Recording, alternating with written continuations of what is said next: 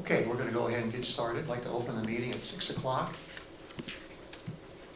And we'll start with a roll call. Trustee McMullins. Here. Trustee Capel. Here. Trustee Andrews here. Trustee Clark. Here. And Trustee Khan. Here. All right, thank you. So before we get into the agenda, there is a section here for public comment on non-agenda items. An agenda item only. Okay, if you'd like to launch right into that, Renee, we can do that. I'd like to first sort of set the stage for everything for people. Katie is going to give us a brief overview of the revision process and other things that's been happening. And then we're going to open this up for discussions of the board and anybody in the audience that has a card in. So with that, Renee, we'll start with you. You have a card that you'd like to talk about. Sure.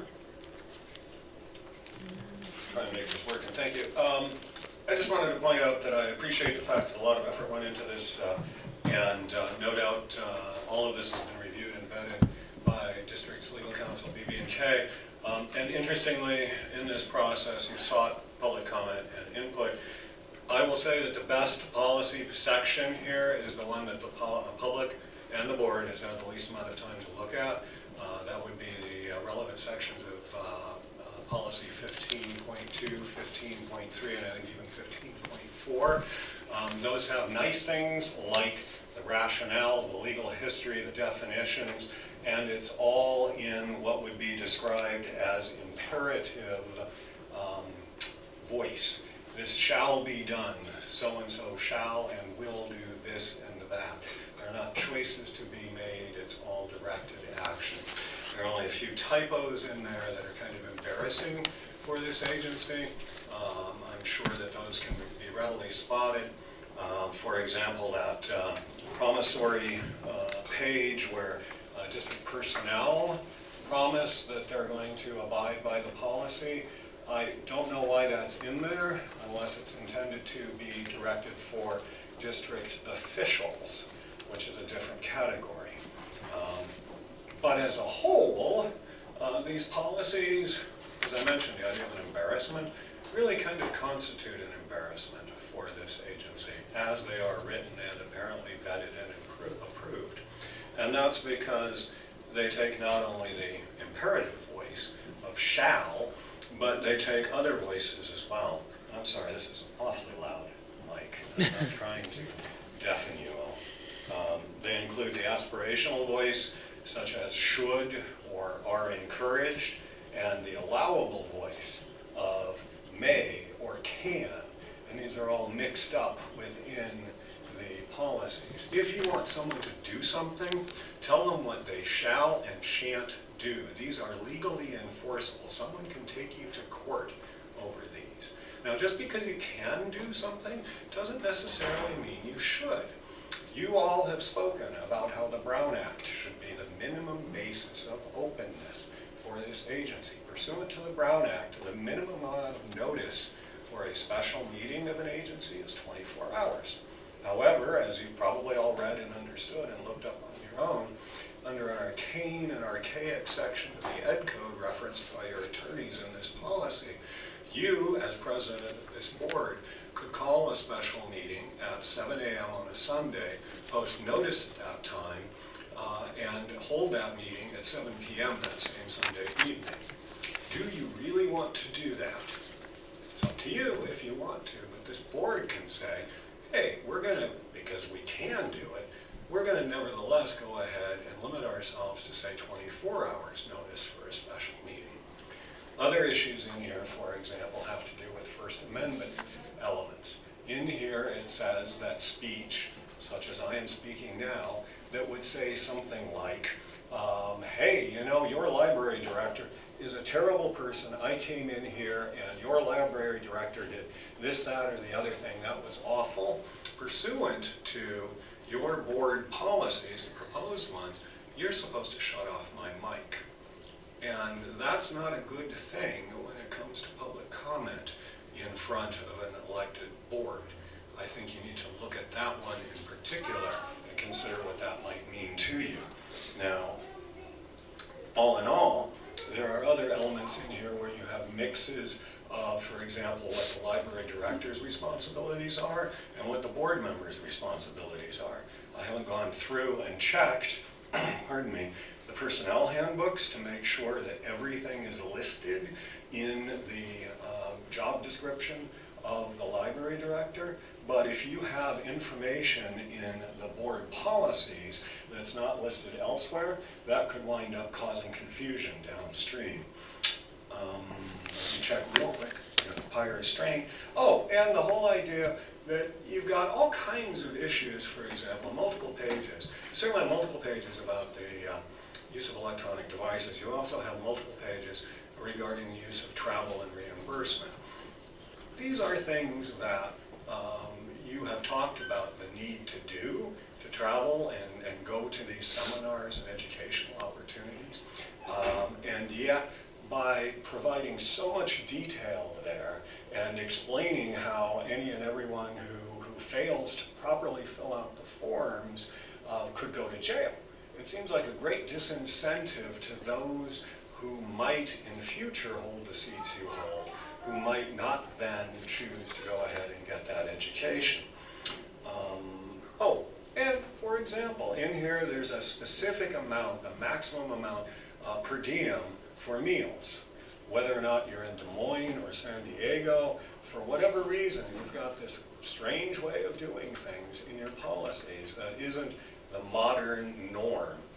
One last thing that I'll touch on is the idea that you have heard, well, most of you have heard, from members of the public requesting you all to be accountable to members of the community. In Pasadena, not all that long ago, voters wound up making sure that at least the school board was accountable to the members of the community by requiring an annual address on the state of the schools by the president of the board. In your board handbook, there is a self-assessment for each board member. There is no such requirement in your policies. Members of the public have come forward and requested, yea, demanded, that you actually fill those out on an annual basis. This is a wonderful opportunity to include that in these policies. You have no information in here in terms of any sort of censure for any member who fails to attend. Any member of this board can apparently miss any and all meetings of this board and remain a member. It seems to me that that's a real problem given the history of this board. And I'll round out with the idea that, to your credit, I appreciate the fact that legal counsel, at least, and whoever else, has recognized that the former director of this library was absolutely dead on when it came to the issue of electronic communications, and her warnings to prior members of this board about that issue. So thank you very much. Thanks. All right. Not a little extra time for that, obviously, and I think now, Katie, I'm going to turn this over to you for an overview of what you've been doing. So Gwen, as chair of the committee, do you want to say a couple of things? Well, he just left, but I wanted to thank him so much for coming and giving his verbal opinion about some things. So thank you so much. And thank you for everyone who is here. Okay? So, So I think, most of you guys know this, but I wanted to talk a little bit about how we arrived at this version of the document and a little bit about sort of what the process is going forward, what can happen in the future. So as you guys all know, we had our original bylaws that were last approved in 2006, and a bylaws committee had convened January of that year? Something like that? No, would have been, well, the first one I went to, I think, was April. Okay, so a bylaws committee had convened previously and had sort of started this process. And so what we did to arrive at this document was to take our original bylaws from 2006, the revisions that had been made by the committee up until that point, the Palace variance bylaws, policies, right, as a template functionally, and then any relevant parts of the law, whether that's Ed Code, which is our establishing act, or government code, or whatever the sort of relevant administrative section. sort of smashed all of those together and ended up with the document that you have in front of you. Now, this is very much modeled on the Palos Verdes board policies, which are pretty good, in my opinion. They are pretty regularly revised. I think their last revisions happened in 2018. And so there's no particular reason that we have to use that template, but as one of the few special library districts in the state, it seemed like a reasonable starting point to at least begin the conversation. So if we had other people here who wanted to have comments, then we could have done it that way. But basically, the goal is to sort of talk about any high-level concerns that we may have. So sort of overall comments, structural observations, things like, I don't think we should have a reimbursement policy, or I think we need a policy on X, Y, or Z, right? So sort of large-scale things. And then to go through section by section and address specific questions, specific concerns. If I'm able to do that, great. If not, Isaac is here with us to answer actual questions about the law and what we are and aren't required to do. So if that sort of works for everybody, yeah? Okay. So I think, the first thing I'd like to say structurally is that this is a starting point, right? This is a starting point for a policy manual that is more comprehensive than what we have had before. It is in no way, I think, like the perfect instantiation of everything it could be, but I think it's a good starting point. And so the goal is to identify any spaces where maybe we're missing something, or balance it out, or kind of see if there are sort of large Tetris blocks that we need to move around. So I'm happy to, we're opening it. we're just opening Okay. it up. Yeah. So whoever jumps in there first gets to speak. Is that a good? Well, since we don't have any members of the public who have comment cards, it's just us. So yeah, I think that's fine. Okay, let's go, Jason. Unless, do you want to start going, or? No, go ahead. Okay. I'm just gonna start at the beginning, and then I'll pass it off, and I'll come back to if. So there's a couple places that speak to the board doing an annual review process of the director. My thought is it would make sense for us to put, we need an actual form that I think is, this committee, I think that should be just built in as like an appendix or whatever of the bylaws, so that everybody's clear, not that just that we have to do it, but there's a very clear process. Okay. Yeah, I mean, that's certainly an option. I think the rationale behind writing it the way that it is written presently was the idea that, the process of revising your policies would require a whole review process, whereas there may be a situation where you would want to do a very quantitative or sort of numerically driven review or evaluation of a director one year, and you might want to change it up the next year and try to get at something else. So I think, if we want to have a consistent format that we're wedded to, we can certainly do that.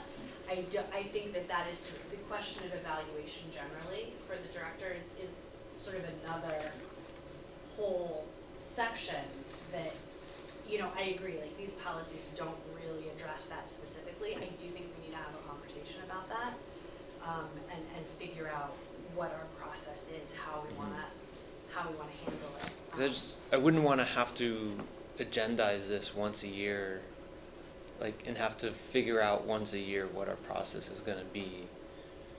I don't know. I feel like we should, if we're going to finalize these bylaws and not have to constantly review them, unless obviously the board can always decide that we need to add or change or do something, but I feel like we should have a baseline that at least that's set. If we feel we need to do more for whatever reason in the future, or any future board, then obviously they have that right. But I just don't want us to get stuck in a position where we have to hash this out once a year. No, I think it's a really valid point. Cindy, can I ask your opinion as sort of a question of HR and best practice? I mean, because technically there's only one person that the board is directly responsible for, right? And that's the director, and everybody else works for the director, basically. So, Correct. do you, I mean, in your We opinion, need to sort have of that seeing form how in this here, goes other though. places, is it common to have the nuts and bolts of the evaluation process spelled out in a policy manual, or does that live someplace else, or? I mean, I haven't worked for districts, but I know in the city that I worked for, it wasn't part of a policy manual. It was a form that was used consistently throughout the organization, but it wasn't necessarily attached to a policy manual. So we could presumably put that in like a personnel policy or Personnel policy. HR policy or whatever. Basically, I mean, I think there's tremendous merit in having a clear, agreed upon evaluation process between the board and the director. When I was going through this and drafting my rationale, and if you disagree, that's super valid. My rationale was, that seems like more of a personnel HR process than a board policy process. And so that was kind of my thinking, is that we would hammer that out, you know, at the point that we hire a new permanent director, basically, and say, here's kind of our expectations, come up with an evaluation. I mean, in the meantime, I can offer you some examples of forms at the executive level, and I mean, we just developed one for our staff, but usually at the executive level, the evaluation is a little different, at least that's been in my experience. So something we could present to you the next meeting. Okay. And then, But I don't even think that even with the Palos Verdes, that was spelled out, that it just says that there will be an annual evaluation. That's right. And so I don't think that we want to put some documents in here such as that, because that is an HR thing. I think saying that there is an evaluation that's done by the Board of Trustees should actually take care of it, knowing that there is, in fact, some form that we do use, but I don't think it needs to be spelled out in here. So- Maybe I'm wrong, I don't know. yeah, I mean, I'm not wedded to that, but I think the other question in my head is, so it says all formal evaluation processes must be conducted in compliance with the Brown Act. So if there's a written form that we're gonna, like, I'm trying to picture how we do that in public. It would happen in closed session. It would So be we in do the closed- form in closed session, come to a majority agreement, if not hopefully consensus, Right. and then the final, I guess, the final thing then becomes public and open session, or? No, it's the voting that becomes part of the public, is that we need to vote for her or him in public.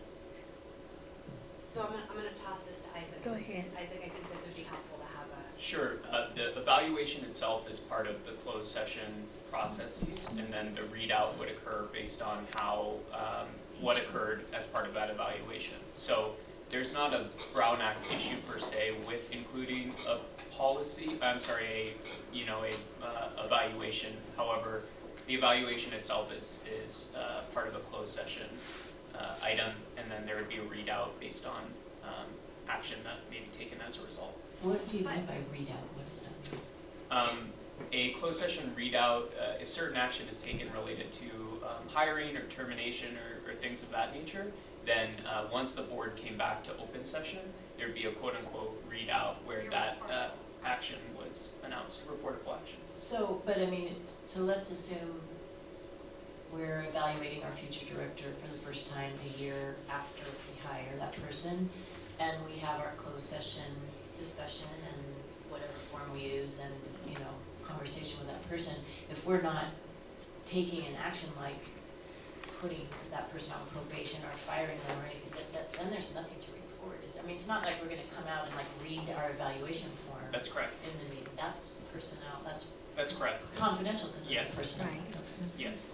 It sounds like to develop the evaluation and the rubric or whatever you're gonna use, you would probably do that publicly, but the evaluation itself, evaluating this director would be in closed session.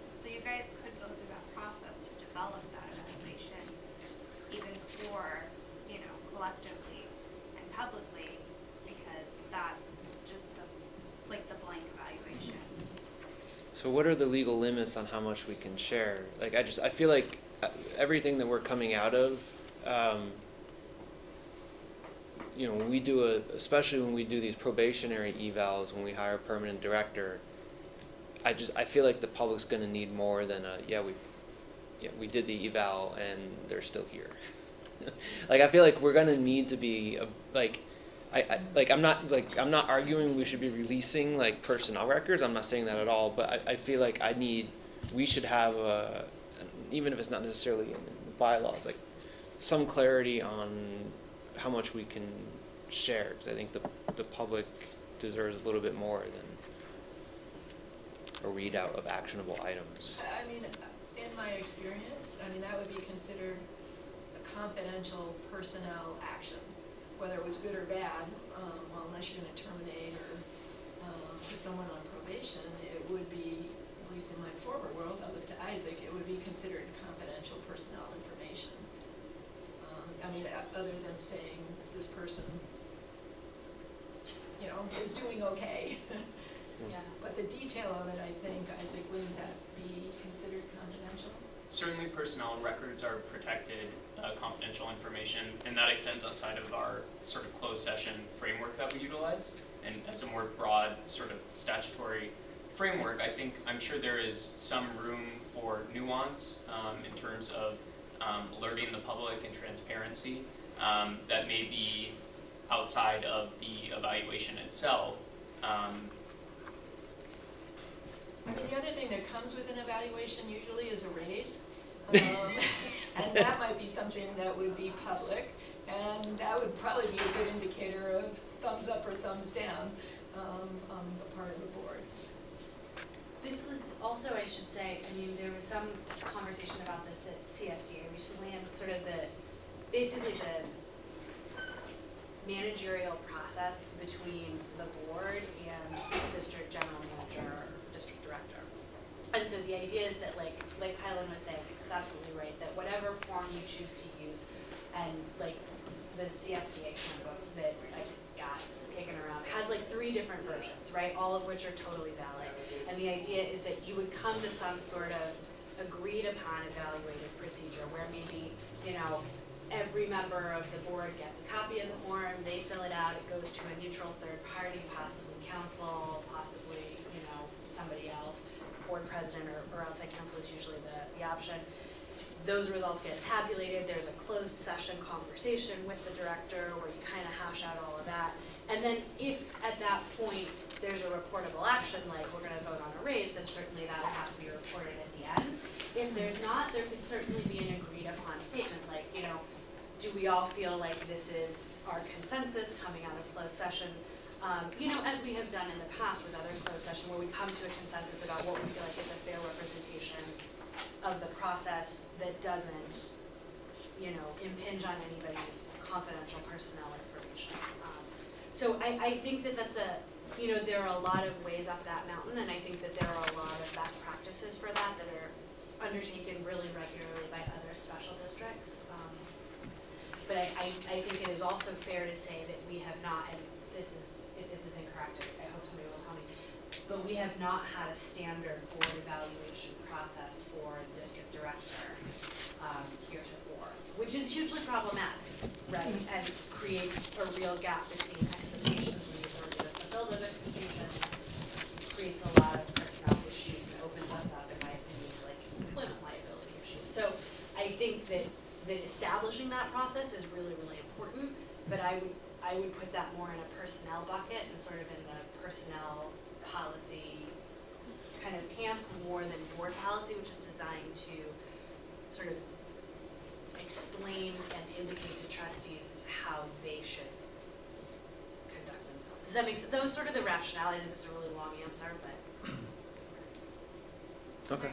Yeah, I think the question opened up with, do we want to have the evaluation as part of the bylaws or the policies and procedures, right? And my vote, like Gwen, would be, no, I don't think I'd want to hang it there, but I would want to make sure that we, as a board, were updating that all the time. Because really, this is designed more for the recipient than it is for the board. They need to know upon the subjects upon which they're being evaluated. So it's a very important document for them to have and understand. So we need to do a good job about developing it. And the other thing is that something like that, in my experience, is something that gets constantly changed.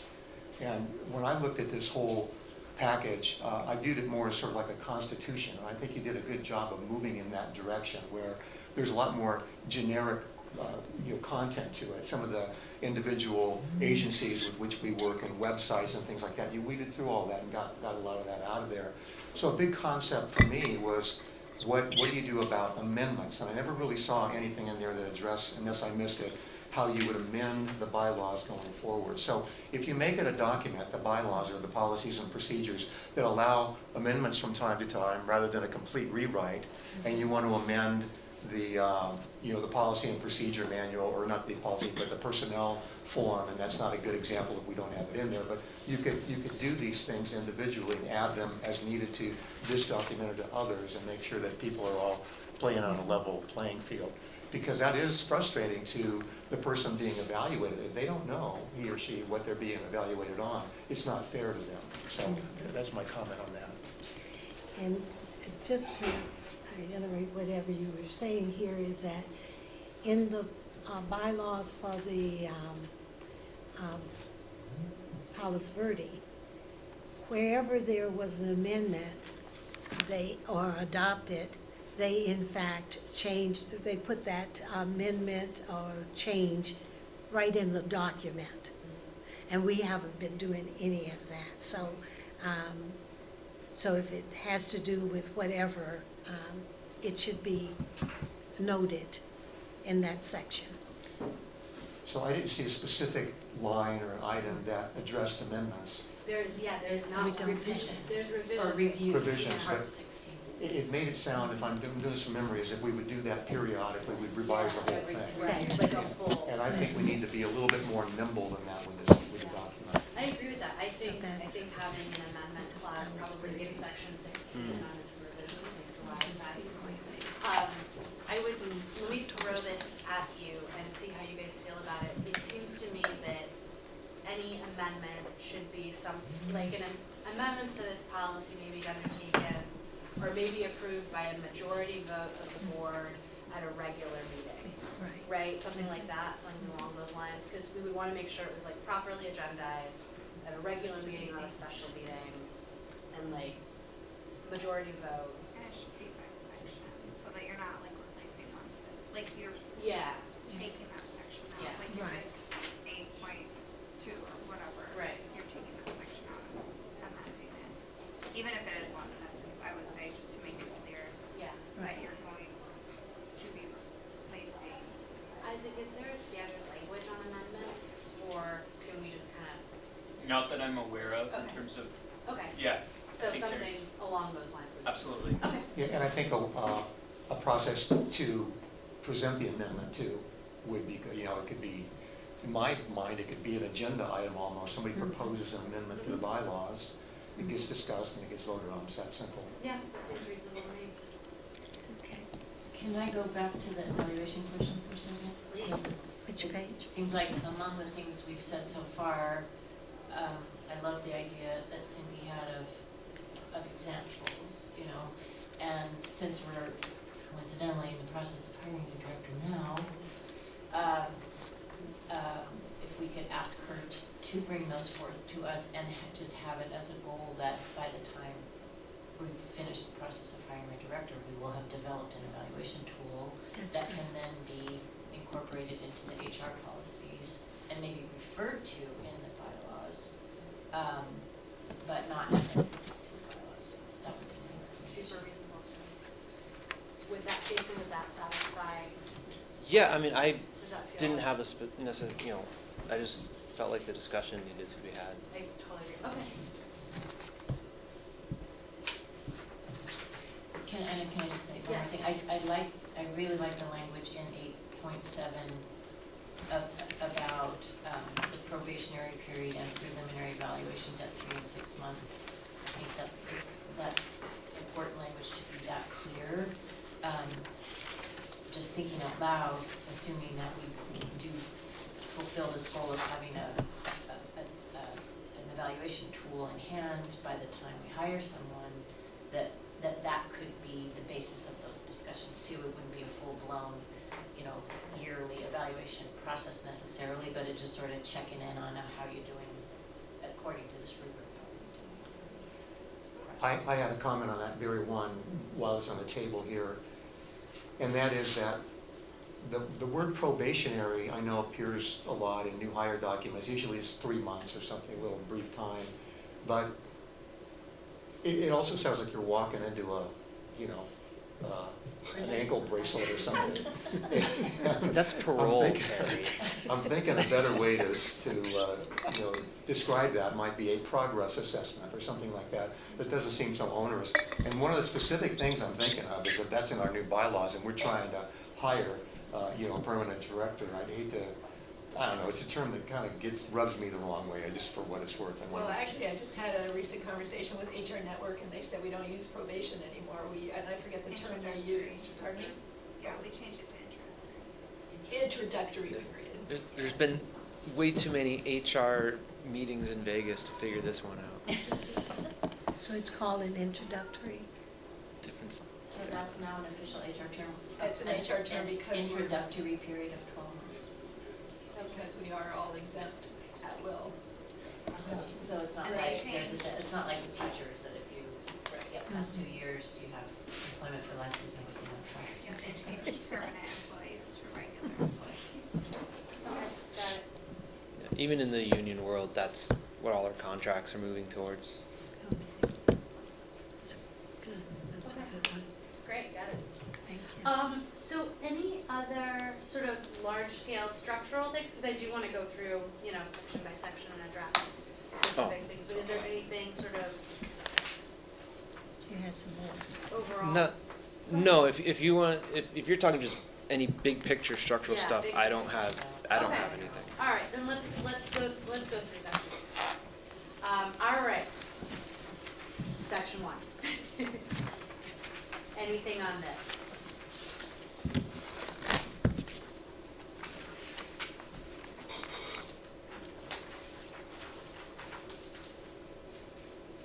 That's number 2. Okay. Nothing in 1? Okay, There- section 2. I don't know if this is appropriate or not, but Go ahead.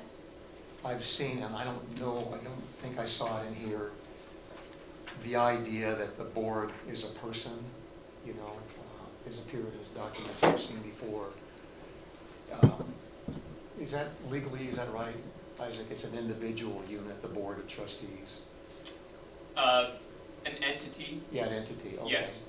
And, never mind, that's not the place to pop that in there. I just wanted to explore that concept, so Yeah, I I think the withdraw. the It fourth does- paragraph addresses that a little bit. Okay. Fourth paragraph. Without getting into, Aggregate volume. yeah, it's an aggregate body, so it's like, basically, we only have any authority as a group, not any of us Okay. individually. So, Good enough, yeah. thanks. Okay, section 2.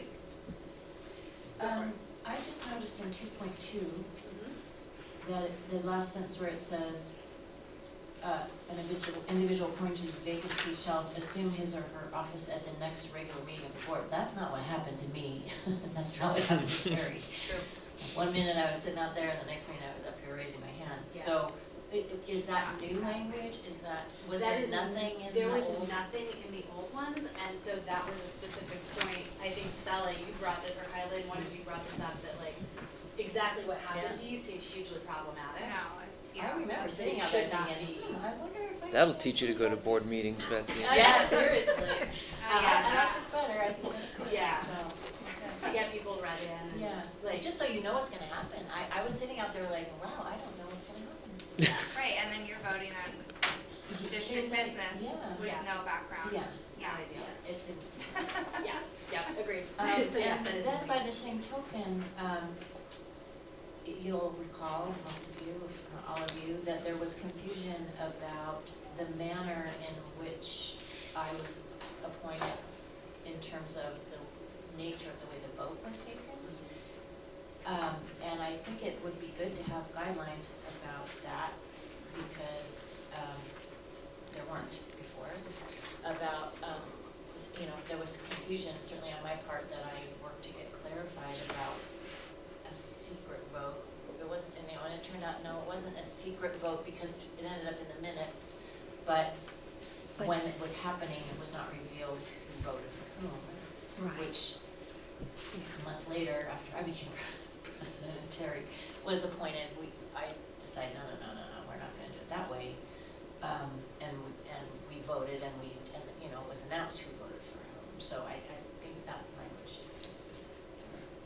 Yeah, so I mean, in 2.3, I think we could handle it a couple of ways, and it's just similar to the conversation we were just having about evaluating the director. We could either say, we're gonna do it this way, like you have to post a call and then people send in a thing and we follow like X, Y, Z procedure. Or we could say, if the board of trustees decide to appoint someone to fill the vacancy, the process must be enumerated and voted on at a regular board meeting and the vote, you know what I mean? We could say basically like, here are the ways that bound that, rather than saying here's the explicit process we have to follow. I think there's merit in doing it both ways. It just kind of depends what you guys prefer. I think we should, I would agree with Betsy in the general framework of we should be as clear as what makes sense, like looking at what other districts do. I think almost all of us are on this board with a focus on doing everything we can to make sure that we don't have to relive For sure. this I fiasco. would say that's probably the highest rate. So, Well, yeah, I don't know if Isaac has any input, or if you guys have looked at other ones, if there's any districts that have a more specific. So in looking at other special district policies, I have not seen an explicit process that's followed. I will say, in talking to people who are, on boards of other special districts, it has been a cause of great concern, because they said, similar experiences have happened in other districts, right? Whether those are water districts or whatever, of people saying, it seemed kind of shady, or it seemed really unclear what the process was. And I think in this document, the goal is, like, God forbid we all get hit by a bus. Is the next person who sits in this chair gonna understand what the best way to go forward is, having had no experience perhaps of like processes? So like, how can we lay it out in a way that's as clear and easy to understand, where it's evident what the goal is? And we can certainly use that language. We can say, with the goal of ensuring wide participation and a transparent and fair process of appointment, the board shall blah, blah, blah, blah, right? Yeah, and are we kind of talking about the line here, This one is under almost 2.2, at the very bottom of the page, it says, any individual appointed to a vacancy on the Board of Trustees by any means shall assume his or her office in the next regular meeting. So that seems so vague. I didn't know if I was misreading it or something. Well, that line in 2.2 is because, let's say, the Board of Supervisors has to fill it. Okay, I And we see. don't, So- so it's by any means, Okay, right? I understand now. I thought it mean by whatever we cobbled together. No, right, by you any know. means. Yeah, no, this is more like relevant to 2.3, which is where if we, as a board, decide to appoint someone to fill that vacancy, which we have, a specific window of time to do. Yeah. And so basically, 2.3 says you can decide to do it some kind of way. 2.4 says you can call an election. 2.5 says if you don't get your act together, the Board of Supervisors is going to do it for you. So I think, to Betsy's point, it's right. Like, I think that we probably should have language in 2.3 about how we want to proceed with that. If we're appointed in a meeting, this Right. is how Here's that how it's process gonna go. happens, yeah. Yeah, what do you guys think about that? I mean, do you have a sense of how you'd like to, do you want to make it explicit? Do you want to make it something that is reliant on a process that has to happen publicly? Or do you want to make the process itself part of policy? I think the process needs to be spelled out, like Betsy said, yeah. Yeah. Whatever that is. I mean, the way Right. that she gave two good examples about the way that we wound up in our seats. And I like the one where the vote was read, and there you go, you're done. So, and I guess that would have kept going, right? Until somebody won on that group of candidates that came in. You were there, Katie. you Oh, remember yeah, that. I remember. Kylan, was that process drawn from anywhere, or was that invented out of necessity? Well, you mean the ballot and then reading? the Yeah, vote? like, was that? That's just how they have been doing it Okay. since they got here. I think it would be valuable to talk to some other districts and see if there's a standard, if someone has the best way. I Someone agree has with the that. best way. Yeah. I don't know Well, I mean, when maybe it nominate, happened, like if you nominate, you know, I don't know. I mean, my question upon my appointment was whether my appointment was legal, Right. because the votes, the individual votes were not read that night, and, you know, I was sitting on a plane reading the Brown Act a few days later thinking, wait a minute, you know, this sounds like a secret vote, you know, and then there was that whole backstory of checking with county council and finding out that technically it was legal, but I think it needed, it didn't need to be so confusing. Yeah. You know, I don't think it needed, again, I mean, I think we have a new commitment, you know, pretty consistent I and think- consensus commitment to transparency, that's been. Gwen, I'm sorry, you were gonna. But what was confusing, I believe, is that we had the ballots, but nobody, when they were read, we didn't read who voted for whom. And I believe maybe that was the confusion you had. Yes. Is that what we're saying? Yes. Okay. But I do think that they were worried about the public perception of board members swaying each other in voting, which I Too bad. respect, but I also Isn't that what we're supposed to be doing? But I also didn't think that that was the proper way to do it, and so, yeah, I think we just need to do some more. Because we had several rounds, as I recall. There were several rounds, and maybe Yeah, I it had was, to make more copies. and maybe it was the best way to do that, because you wouldn't know who was persuading anybody, if any, or, you know, who changed their mind about something.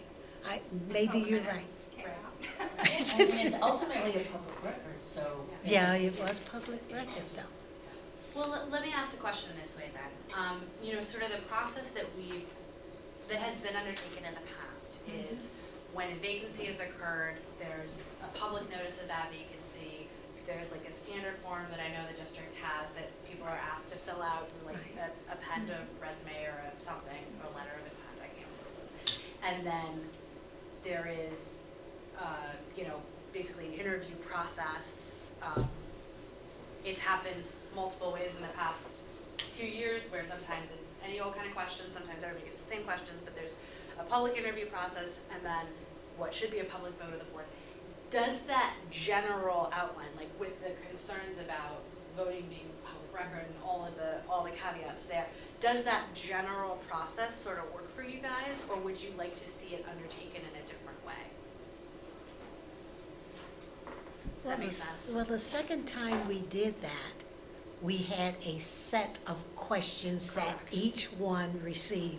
Each candidate had that same question, and how they answered it was, you know, was their answer. Right. And we had to decide Right.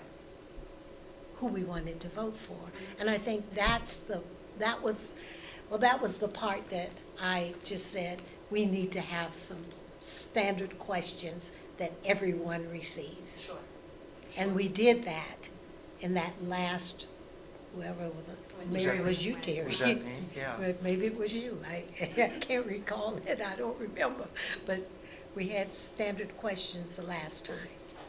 And I think if those, you know, from a process point of view, wouldn't be the same, you know, standardized test thing, you know, you change it up depending on who it was. But, yeah, I think, I mean, but Bessie can speak to this too, as being on the receiving end of this, and you were too,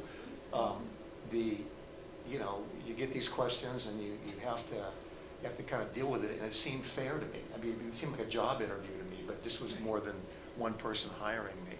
Right. And so, I agree with that. Yeah, I think the process where you were appointed seemed pretty fair. I would say the process, Betsy, where you were appointed seemed hugely not fair. That's why the process where you got. Well, it was more fair. right, no, exactly. And so, yeah, so I think, you know, if that general outline of a process works, I mean, I can draft up some language that basically enumerates that. But if we want to do it another kind of way, we can do it another kind of way. Kylan, did you say that you wanted to check on that I think item?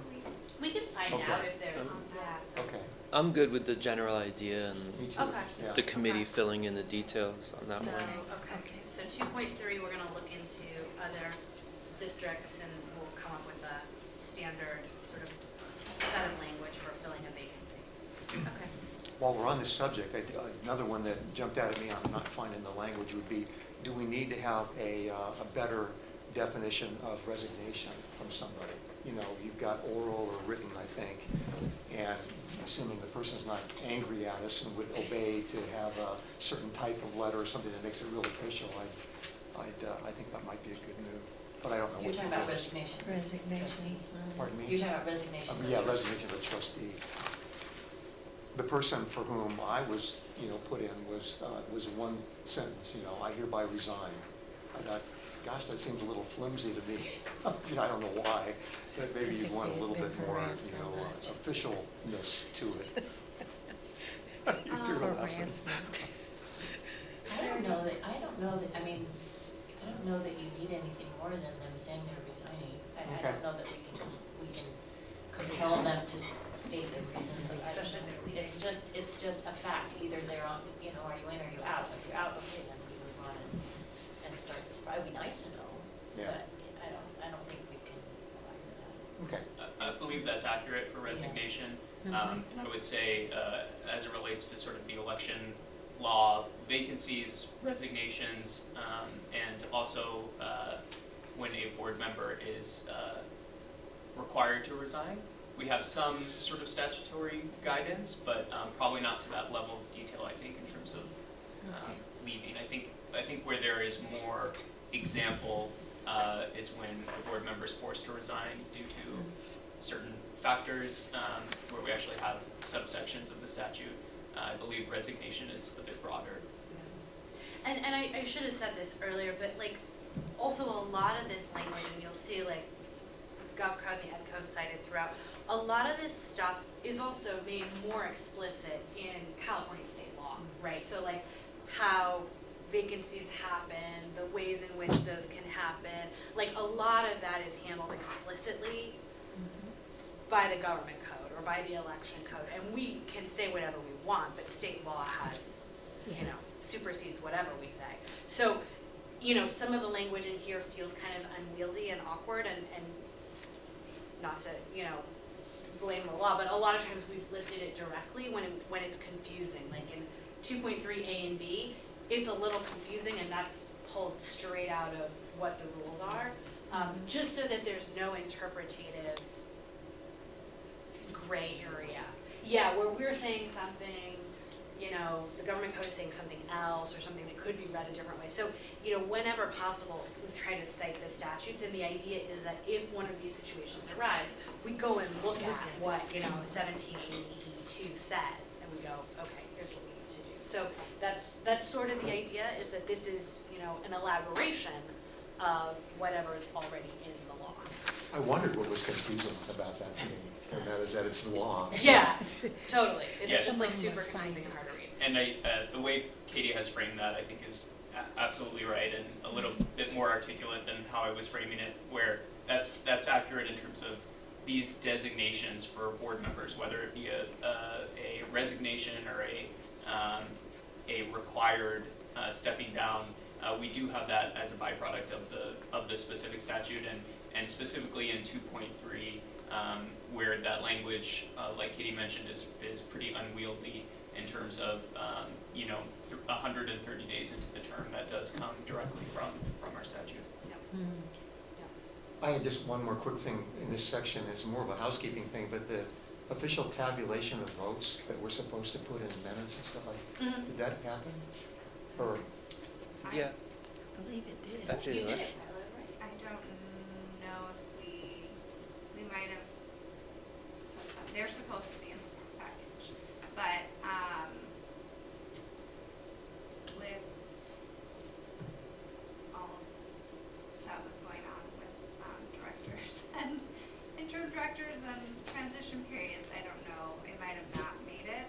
We definitely had it at one point, maybe we passed it out as an attachment, but the county does send us that copy, which includes every single position that was on the ballot from the governor.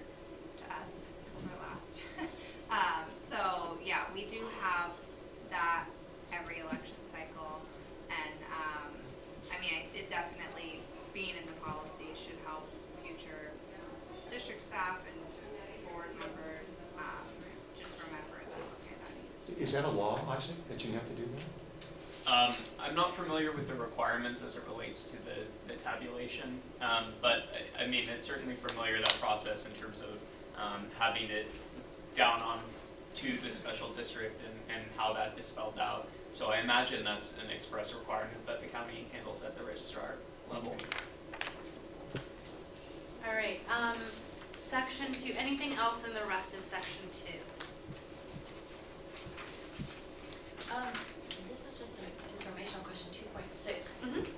Why is it that people elected in odd years are sworn in December, and people elected in even years are sworn in January? That's what the law says. Is there a reason you guys have to zero So sum? I'm gonna punt that. You know, I actually think we may want to look at sort of broadening 2.6 to also, one thing that sort of caught my attention as we go through it now is we could also have a March special meeting. So I think maybe one item to consider for 2.6 is just to ensure we have a statutory site for this section and make sure it's clear that we have some bolstering language from the statute for taking office. I'm not familiar with the specific requirement for November 1st December, so I think we could benefit from having some clarity and making sure that is a express requirement. Because I mean, this year, well, I guess if this had been, I can't even do the hypothetical in my mind, but 4 people were on the ballot this year. If we had to skip until January, we would only have 1 person sworn in for the December meeting, which is when we elect our officers, so. Yeah, we also have that in 2, where it says election, it says trustees take office on the first Friday in December.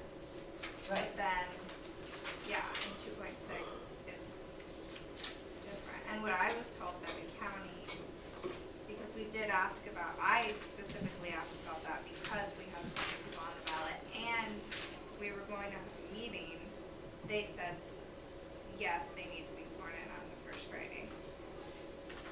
But this, So, yeah, I mean, so I think one of the reasons it's confusing is because we have an explicit point in 2 that we're having regular elections in a number of years. So we really wouldn't need a provision for an odd numbered year thing, because anything that didn't happen in an even numbered year would fall under a special election, which is elaborated in, like, it has to happen on these special election So you dates, and could here are the delete rules for that special then. election things. But 2.6 is saying even after years is January even, which is not what we did. contradictory to what we're saying is 2. Oh, yeah. Well, hopefully there's a provision in the law if your entire board is being elected. Let's get a site check on it. Absolutely, Let's figure yeah, that, yep. yeah, because I don't know, and I don't, Yeah, I don't, that seems questionable. yeah. You're right. I don't know. Okay, look it up. Gwen might be the only person sitting here tonight who's been who's been placed on the board the appropriate way. Well, We don't know that fortunately, for you know, sure. these aren't adopted, so it's. So leave it alone.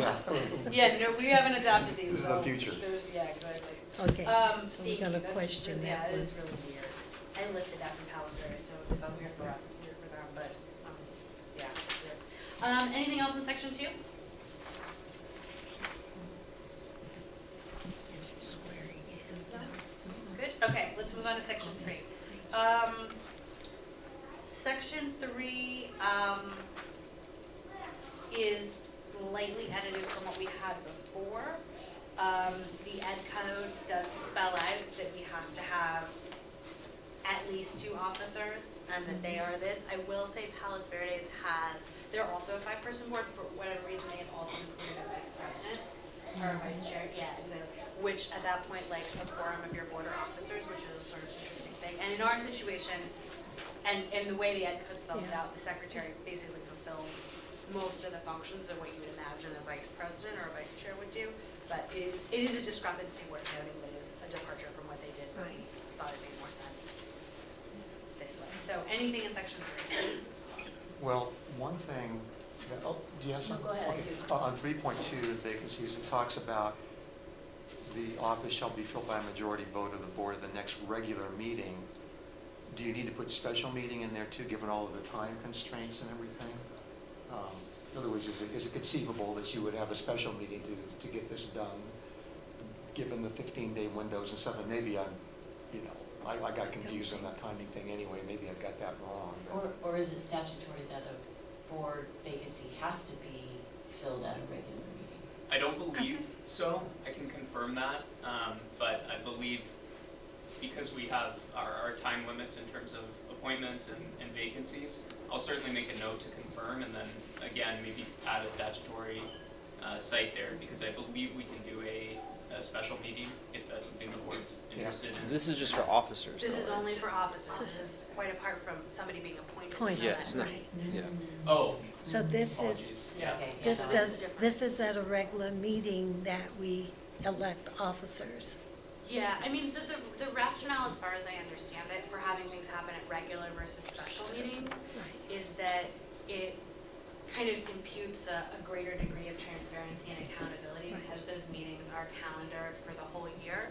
So there's not a situation where like at the last minute, a super quick meeting gets called, 7 o'clock in the morning, and then it's like, oh, well, here's the new officers. And it's just like done and nobody had a chance to weigh in. So that's the rationale for putting things, Right. for tying them to regular meetings. And my apologies, I was thinking we were talking No. trustees. Yeah. And so, yeah, so I think, It does need to be the regular meeting? well, I think for the reasons Katie's describing, it may be a best practice, Okay. even if not an explicit I just thought I'd requirement. throw that out there. Sure. Yeah, Okay. no, and I think it's a valid question because, there are things that like the president of the board has to do. And so, if you were to lose both, like if you and I both resigned at the same Yeah, time. the day after our regular meeting. Right, Yeah, tomorrow, yeah. then there would be nobody you would put the agenda together, like there would not be a chain of succession. Right. So that's awkward. But you want to fill those board vacancies before you. You'd have to, you're right, you'd have to potentially fill those seats Do that. anyway, so, yeah. It would kind of be subsidiary to filling the vacancies, I think. But that's not gonna happen, Mike. But it's not gonna happen. With us. We're good. We hope not. 3.2A, Terry and That's right. No, I don't think so. Cindy's in charge of everything. Okay, so, I have Yeah. a question. In 3.3, I'm just curious when it says carries out necessary duties as prescribed by law. That's just kind of a catch-all, just in case there's something we didn't think of or put in, or what, just saying, other sort of. Yep. It's not like, I just feel like if I were president, I would really want to know exactly what I was expected to do, and that seems like a kind of a big giant extra undefined set of responsibilities that I don't know about, but I guess we can't put in the bylaws or the Well, policies, everything that the law prescribes. it's from the Ed Code, and I don't remember This if is, it says. this one is straight from Palos Verdes. Straight out of Palos Verdes. As prescribed by law. I don't know what they might be, but any signed documents have to come through him. So there's, It's also because the law changes all. the time. yeah, that's right, so it's That's like, in our old bylaws too. yeah, Yes, so, it's a catch-all. I mean, 19424 has some stuff about like what the president is supposed to do. And it says it in the secretary one too, carries out of the duties prescribed by law. And I think the rationale is just basically what you're saying. If there's some other legal requirement that we have not included or that is changed by the state legislature that we're, I guess the reason that causes a little red flag for me is that I wouldn't want to find out after the fact that there were duties that were prescribed by law that I was supposed to be doing that I didn't know. aren't enumerated here. Yeah. It does seem, maybe this doesn't belong here, and you just put it up under officers at the board's regular meeting, blah, blah, blah, and you say carries out other duties, or carries out duties as prescribed by law, Right. stating that, I mean, we could certainly strike A2 and B4, because we do have the site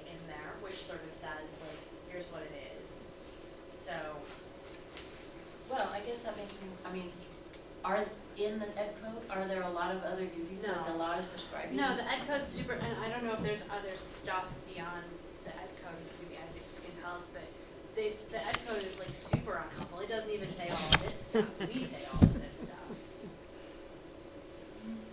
I'm with Betsy, if you could get rid of that, and, because, you know, it's gonna be changing all the time Sure. too, so.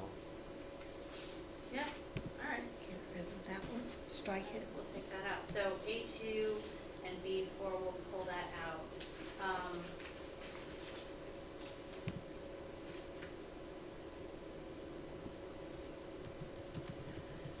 Now, I guess this gets back to, And What's his I mean, I name? guess the assumption is too throughout, like, You're gonna follow follow the along. law. Like, we don't have to say explicitly we're gonna do that, because that's sort of the premise of all it. We did say we would do it, yeah. Okay, any other stuff in, section 3?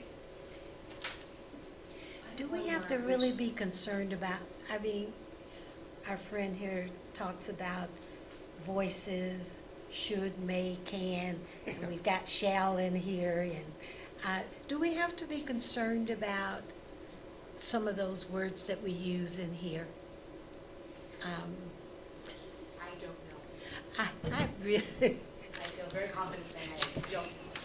There are some requirements, I think, again, when you're talking about specific provisions, for instance, filling a vacancy or things of that nature, where we're dealing with specific statutory requirements, the language would be a requirement and would be shall, whereas some of these board policies, including, you know, from Palos Verdes or other agencies, may be more discretionary. So that, I think, is a big picture item for the board to consider. We do have some that are attached by statute, and then some of the other requirements, I think, within these draft policies do provide a degree of discretion or flexibility, and that can certainly be something that's considered on a big picture level if the board's interest is to make every requirement within the policies mandatory.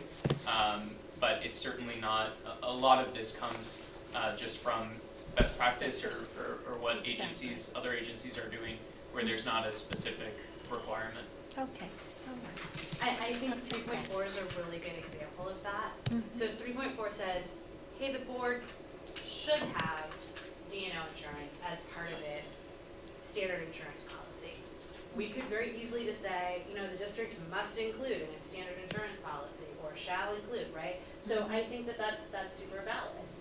And if there are points in here as we go along where you see those, like, please let me know, because I think that that's, if we want to make something mandatory versus something that feels like it's a little bit more a suggestion. Yeah, I have to say, I flagged that very one myself because I've been at this for a year now and I am not crystal clear in my mind that we have D&O insurance to Then we have what, Betsy? directors and officers, liability insurance.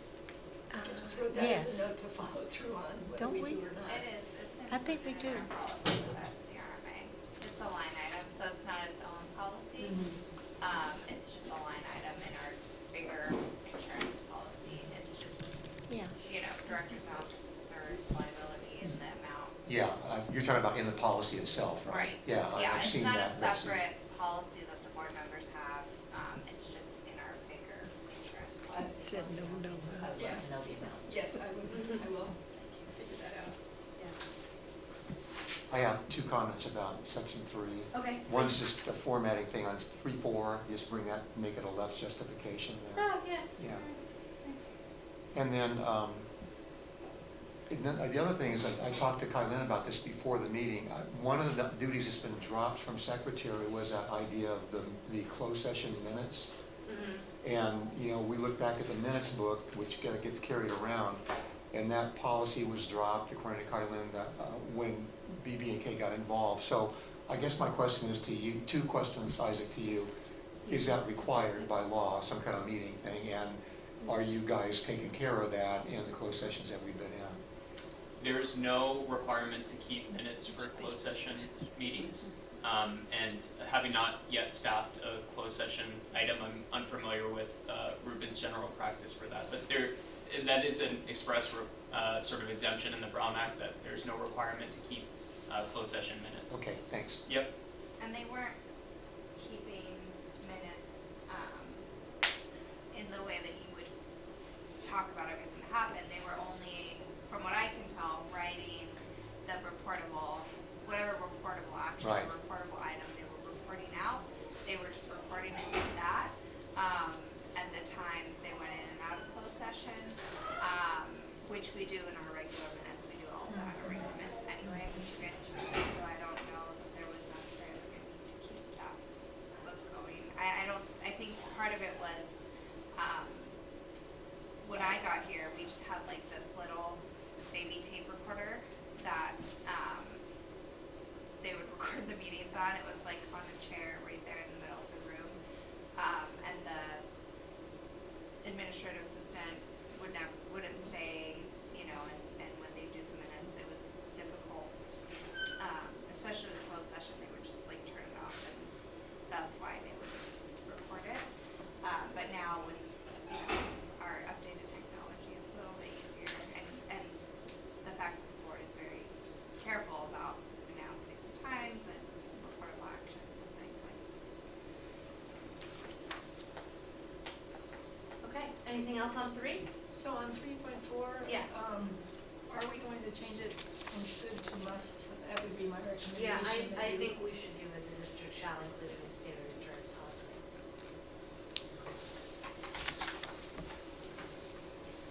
All right, section 4. I have one thing. Please. Under A, where it talks about staff participation in committees, I feel like if the director's gonna recommend that a staff person participate, we should be clear whether or not that's gonna be on paid time. And I feel like if it's a non-salaried employee, it should be on paid time if the director's recommending that they participate. I hadn't noticed that, so there's so in B, it's, in B, if staff members are submitting themselves for membership, it's explicit that they're not being paid for the 'Cause it's time. But voluntary. You're saying if Right. the director is recommending that they do it, We should have language saying it's explicit that they do get Mhm. it. Yeah. Because no. we've been clear with all of the committees that, you know, we've chosen so far to leave it up to Cindy on the staff thing. But we've also made it clear, like, as members of the community, they're obviously welcome to participate on their own. But I think B is a different question than Yeah, I mean, I think we could insert, I mean, Cindy, you tell me what you think, but I think we could easily insert language in A that says, you know, and they're, whatever they're doing at the direction of, you know, the district director should be understood to be part of their duties and compensated as such, or, you know, something along those lines. Yeah, I mean, it's implicit, It's but. implicit. It's implicit, but I don't, yeah, I think there's no harm in making it Right. explicit. Okay.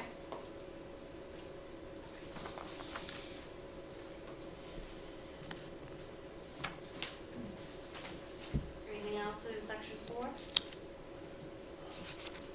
The only, I don't want to make a big point out of this because I don't think it probably needs to be made, but before we would have ad hoc committees and special committees were kind of lumped together, right? In our old bylaws, and now they're broken out. And I, from my memory of reading the Brown Act, it was really only an ad, I forget now which one, it was really only one or the other. So are we inventing a third category of committee here, or is that, no, okay. Ma, and Isaac, you tell me they're wrong, but Special committee? special committees are not the same. The ad hoc committees are one thing, standing committees are one thing, and special committees are one thing. So Okay. they're like 3 distinct categories. Is that correct? We have as standing committees is expressly sort of contemplated by the definition of the legislative body under the Brown Act. In an ad hoc committee, that term ad hoc doesn't come up in the Brown Act itself, but is also contemplated by the definition. An ad hoc committee would be exempt from the Open Meeting Act because it would be for a specific purpose. It would be always less than a quorum of just the legislative body. I'm not familiar with a separate definition for special committees. I think it looks like it's sort of a form of a standing committee, because as written it says that provided that is more than a quorum of the board. I think we could maybe clarify, because that's a good, Yeah, I mean, this language, basically, and these kind of definitions were drawn from, I think it's open and public, or whatever the thing from CSDA, or whatever it is about the Brown Act is. So it's kind of drawn from there, but there may be better or more specific language, or there may be a statute to say in here somewhere. It's not, like, as far as I'm aware, it's not in the Brown Act explicitly, but I'm sure that there is. yeah. And one other thought for the board might be organizationally to think about the distinguishing from the bodies that are subject to the Brown Act, which looks to me like standing and special committees, and those that are expressly called out in the Brown Act as being less than a legislative body, and what that means for open meeting laws. It may be something to consider in terms of just organizing with a header, something to that effect.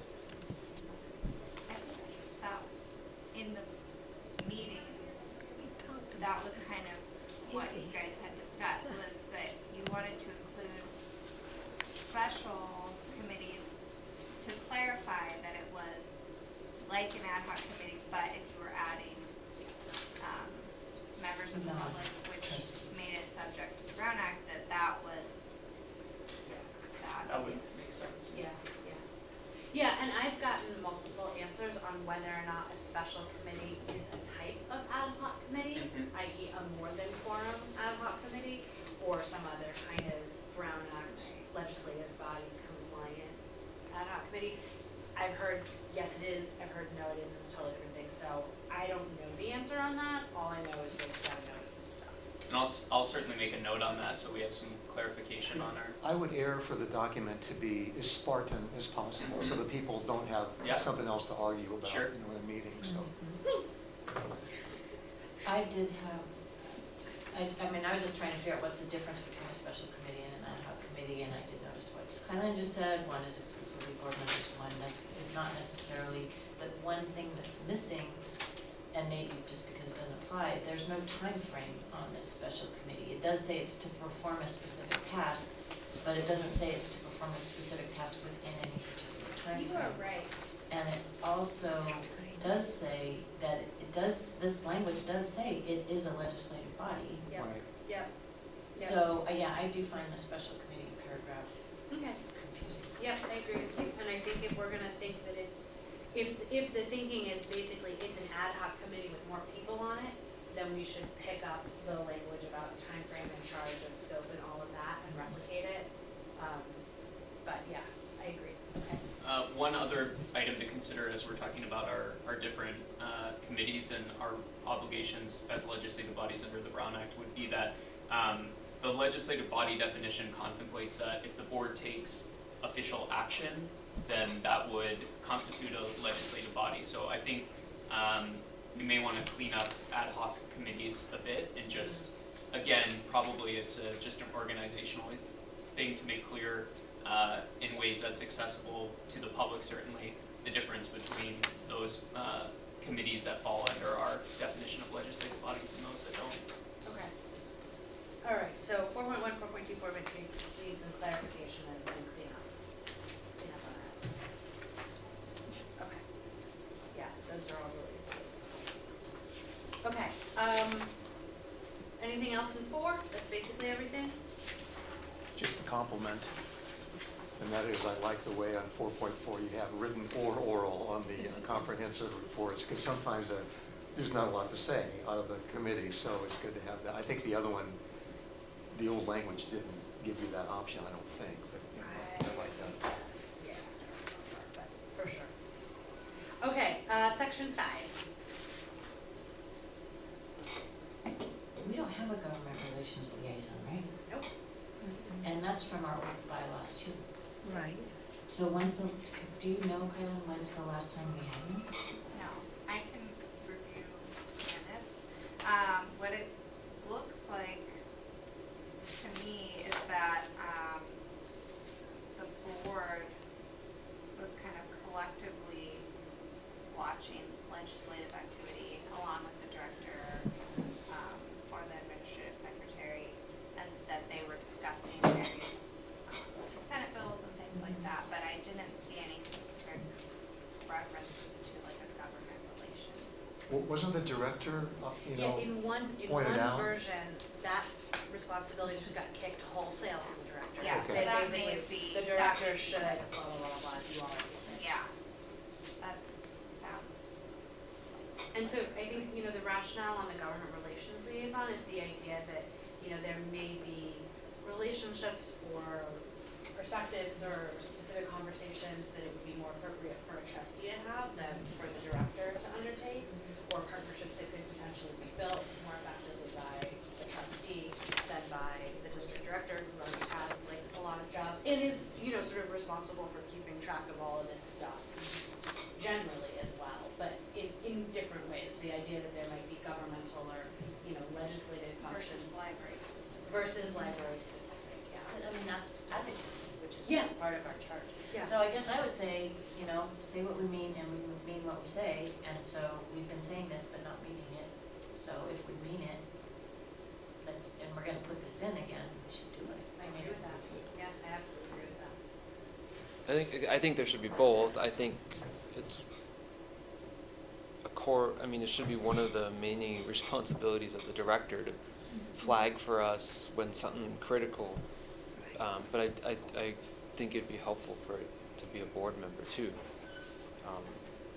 You know, at the very minimum, we've got the town council, we've got other stuff. yeah, that's true, Mm-hmm. yeah. Yeah, I think that's right. This is also committing you to Ledge Days in Sacramento, Yeah, which is a time commitment. yeah, that's true. And I don't think we've been going to Ledge Day in Sacramento. Only the director has been doing that. Isn't that correct, Kylan? I don't know the last time the director was in, But that is something that's coordinated through our cooperative, SCLC, Southern California Library Cooperative, and a director often does. Does. Yeah. CSDA also has legislative days, Yeah. that they coordinate, with regard to special issues. Other comments in section 5? Okay. Section 6. So did we decide that the director would help with this government relations liaison? Where is it? 5.1?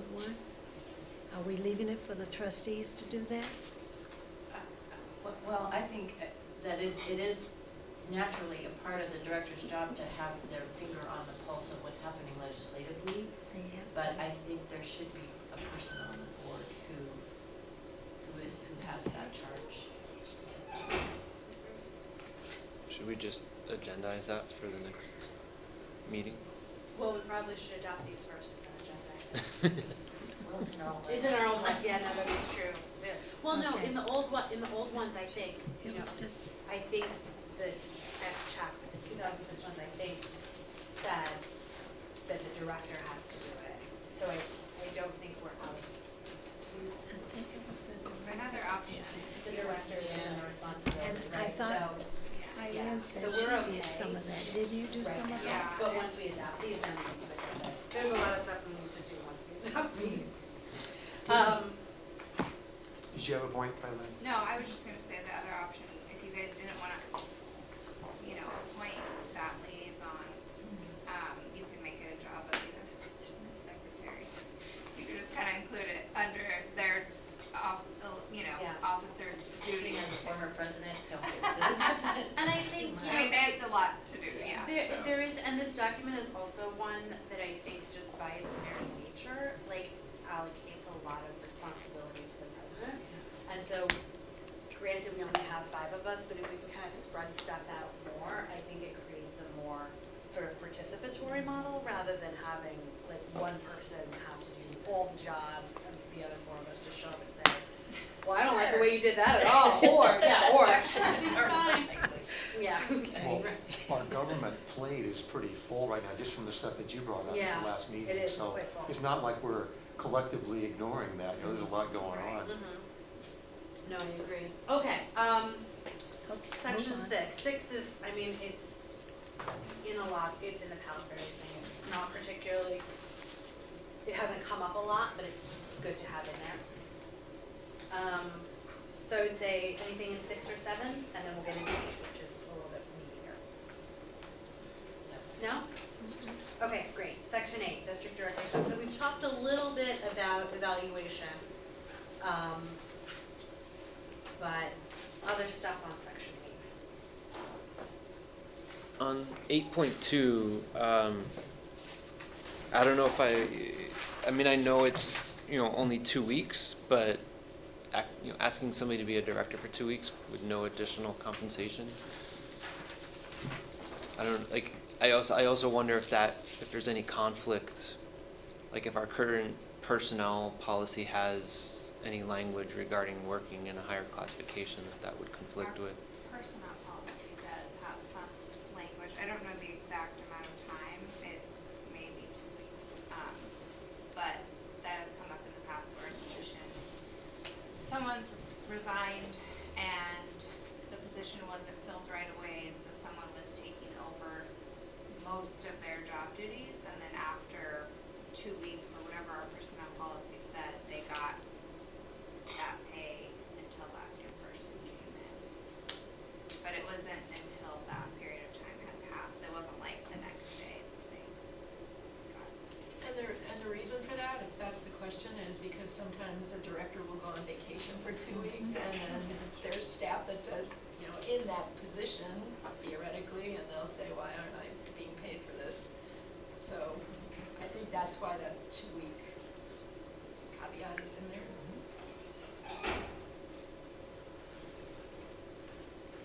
And it's happened to me, so I can.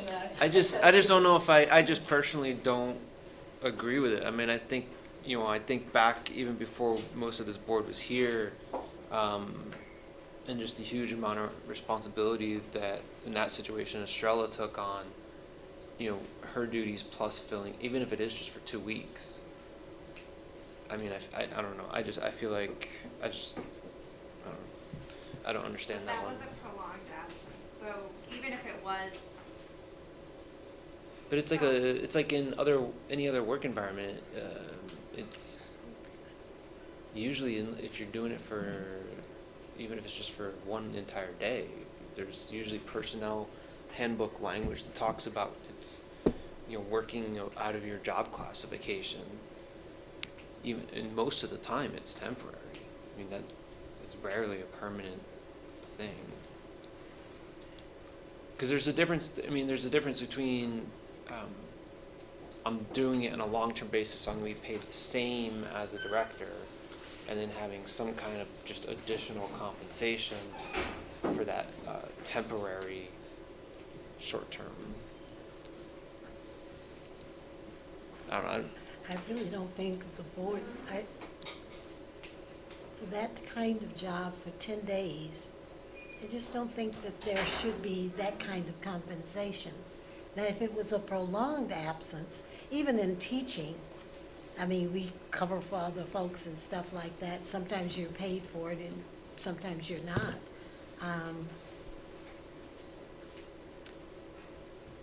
I don't think our budget would accommodate some of that. And maybe it would, but I still say that we might be pushing our budget too much to do that. yeah, I think it's up to you guys. I mean, if the, like Cindy said, if the director is going on vacation and, you know, public services director or whoever's next in line is gonna step in for that time period, you know, do you need to call a meeting and vote to, you know, give her a raise for that 1 or 2 week vacation?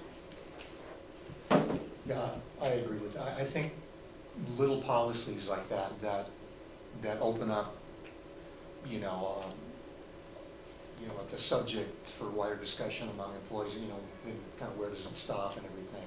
I mean, I'm all for more work, more pay, but if it's a temporary assignment like that, the way we would do it in my company, in the private sector, is we would give recognition for that, or, you know, something nice, but we wouldn't let it become a policy, you know, without the proper demand for that from the workers, and I'm not hearing that right now. Go ahead, Stella, yeah, you're a perfect person to Sorry. talk to Yeah, about Stella this. would do You're this. pretty So- one. Going back to when Mindy was our director and when Ryan was our public services director, I want to say over the course of that first year, there were 2 or 3 days, not consecutive, but where both Mindy and Ryan were out for various reasons, and then I was in charge of the building. Personally, I didn't feel that I needed to then be compensated for those 1-day periods, you know, at Mindy's rate of pay. I didn't personally. I can understand that maybe somebody else might feel that. Also, in the capacity of Ryan when he was acting district director, and even before I was made acting public services director, there was in February where he had a long planned vacation. And so again, I was, as collection development manager at that point in time, in charge of the building and the staff and everything during the 1-week period that he was on vacation. There happened to be a lot that went on that week that, you know, was like, you know, just a lot going on. But including something where I actually had to reach out to Ryan while he was on vacation. But there again, I didn't feel that just for that 1-week period that I was due some additional compensation. Again, that's maybe just me. But then of course, by the time Ryan went on paternity leave in May, I was officially the acting public services director. And again, I didn't feel that I needed to have that additional compensation because he was gone for, I forget how many, 2 weeks or whatever. But again, that's just me. There may be somebody who would argue that point, but I think again, for prolonged situations such as being interim district director for 4 months, that's a different story. Because also when you're just for a week or a day or a couple days, you're not being expected to do the full job of the district director. I mean, I think that would be understandable, that you're not expected to do everything that they're doing, so therefore you're not maybe due also the full amount of pay. So that's just my perspective. Is still available to call. I mean, not that you want to call someone when they're on vacation or leave, but typically if they're on vacation, they're still available if there was an emergency or something, you know, because they're a salaried employee and they're still on call if you really needed to call them. But in the case of like a prolonged absence, you're not going to contact someone who's I mean, I'll have to check our job descriptions too, because in most higher level positions, it will say, fills in for the director in his or her absence will be one of the job duties. You know, so how you define that, yeah, it's maybe questionable, but that usually is one of the responsibilities listed in the job description of somebody at a higher level.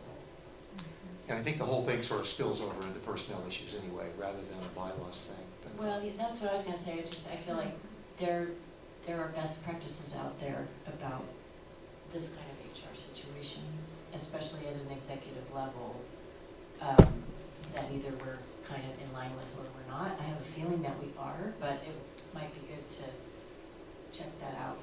And Cindy, I don't know if that's a reasonable thing to ask you to do, but just to check with the HR network or. Well, it's just more making sure, like, at minimum, we just gotta make sure it doesn't conflict with our official personnel policies. Thanks for your perspective too, Stella. Yeah. Little recognition there for you. But really, I'm curious for what you think, so thanks. Well, why don't we look into what we've got in terms of personnel policies, HR job descriptions, and see if we can't clean that up and just make it explicit one way or the other. Does that work for everybody? Okay. Anything else in section 8?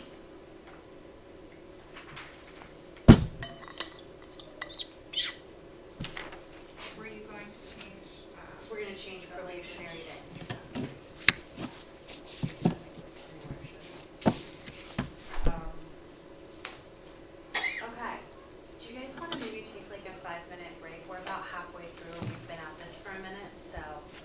Sure, so we will take a recess, and we're recessing at 7:30 PM.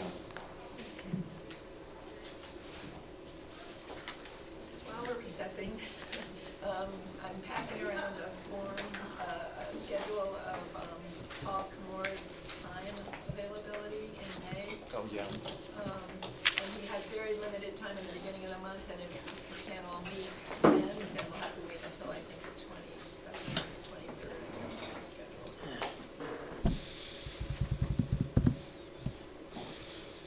Who has that? I have it here. Okay. Okay, we are back in session at 7:40. Thank you. All right, so moving briefly forward into section 9. So I want to say a couple of things about section 9 because it is really long. Section 9, we borrowed pretty much directly from Palos Verdes. We, if I'm remembering correctly, when the only thing that we really changed was the per diem, because their per diem was $80 a day, which we just felt like was Orange County money, you know? So we shifted that down to 50. But other than that, it's pretty much all directly lifted from them. And now the reason that there's so much language in here is because this is where we kind of come right up against AB 1234 because we're not compensated as officials. Reimbursement for expenses is really the only form of quote-unquote compensation we receive. So the feeling was it was pretty helpful to like be super explicit about it because this is one of the points where you can get into some issues on ethics violations. So that being said, any thoughts on section 9? I just had a question, which is, like in 9.3, is attendance at meetings and events by board members currently a line item in the budget? I don't remember. I think it's included, under, the same line item that its staff has, I believe. Okay. But there has been discussion about separating the board versus staff, but it's all kind of lumped together right now under one.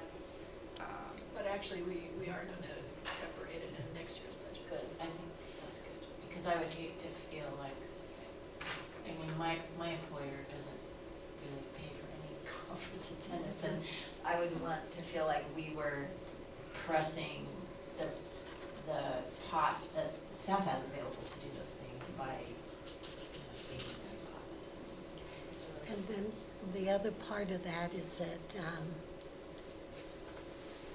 we generally pay for that, what is it, the Altadena, what do they have up there? That The chamber dinner? The chamber dinner. We generally pay for that individually so that we're not using taxpayers' money. We get that a lot. And because they don't really see that as building community or supporting community. They see it as spending taxpayers' money.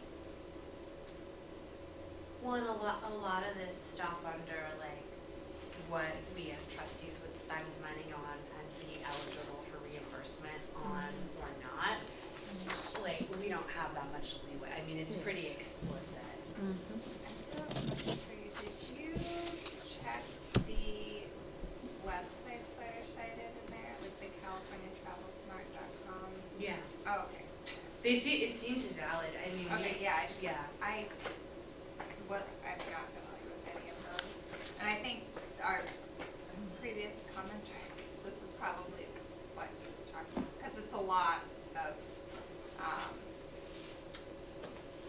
steps, I guess, or regulation. But it's simple, it's just saying, like, if, for example, like, if the conference rate's not available, then you go here. Yeah. If that doesn't work, then you go to the director. So it's just a little, yeah. My feeling, and like I'm happy to, be challenged on this, but my feeling is when it comes to spending taxpayer money on stuff that we're doing as trustees, I'm fine with being more explicit about how to go through those determinations than being like, I'm sure it's fine, just go. Like, I don't, No. I would rather, I would rather really spell it out.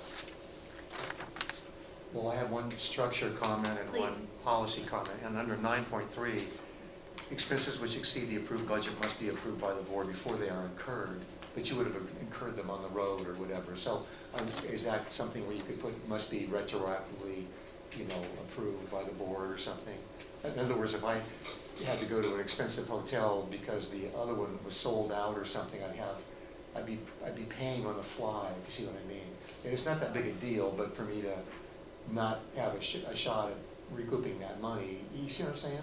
I do, I think the rationale behind that sentence is the idea that, like, let's say we have, I don't know, this is a super random number, let's say we have a $5,000 budget for trustee attendance and stuff, and we've spent it. And then you say, hey, I just found out about this super relevant, super amazing thing, I wanna go. Then just like any other budget line item, Okay. we would need to say, okay, we're gonna approve an additional, whatever your budget is for this trip. So I don't think it's saying like, if your trip ends up costing more, I think it's saying if we've exhausted the budget, we would need to pre-approve funding for whatever it is. All right, got it.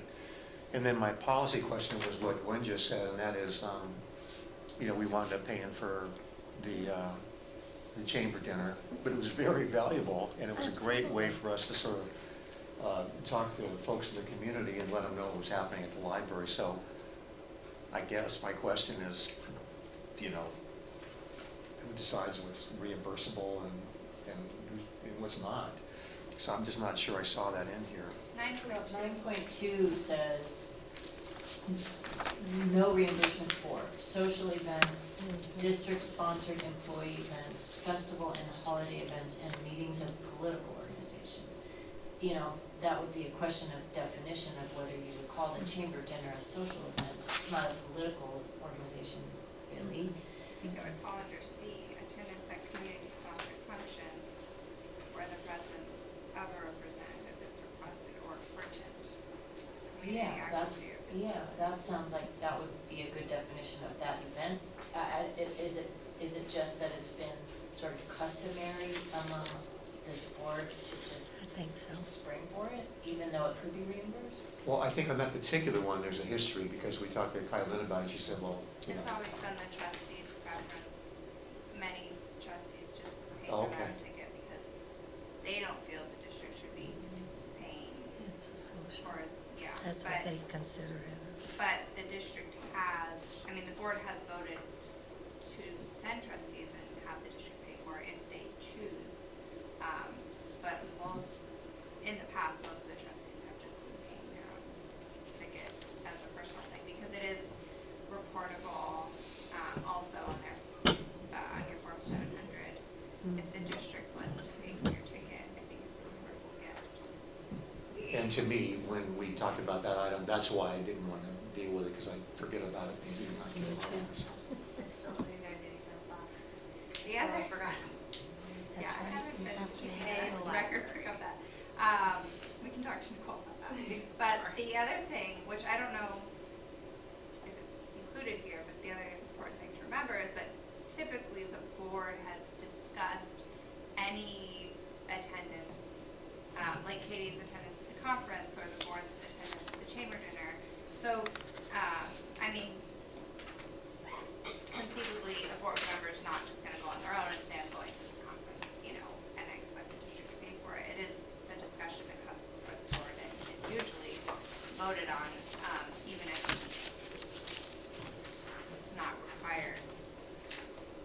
Yeah, it does say 9.3, that adoption of the budget will constitute approval of those expenses. So isn't that kind of what you're saying, is that, we sort of said we in principle agree and support the idea that trustees should go to meetings, but it's sort of courtesy almost. It's not required by this language, but it would be courtesy to let the board know, just because it's a limited amount of money and, we would want anybody who wants that opportunity to have it, so. I don't know, should we change that language so it's not just a courtesy, but that that we do want the board to have to approve individual, Well, so there's, in section 10, that's a little bit different, right? So section 10 basically says, you know, It's training and we education. should go to conferences and things like this. You know, so I don't know, I feel like it kind of does that Yeah, there.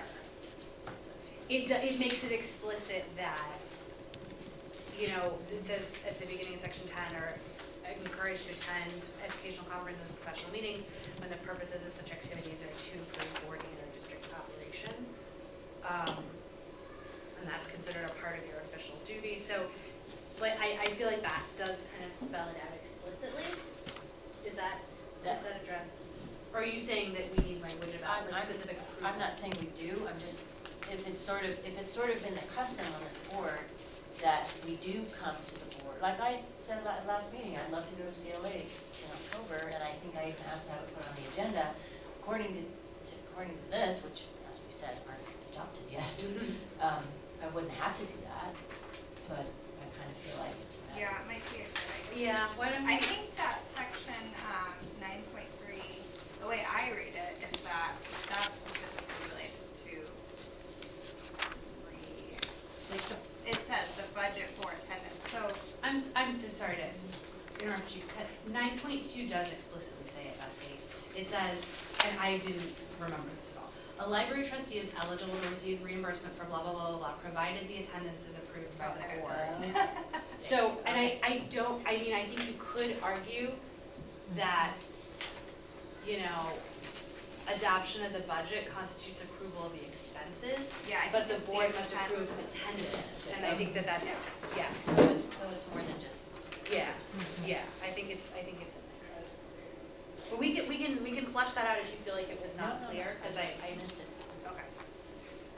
Other stuff in section 9, you guys?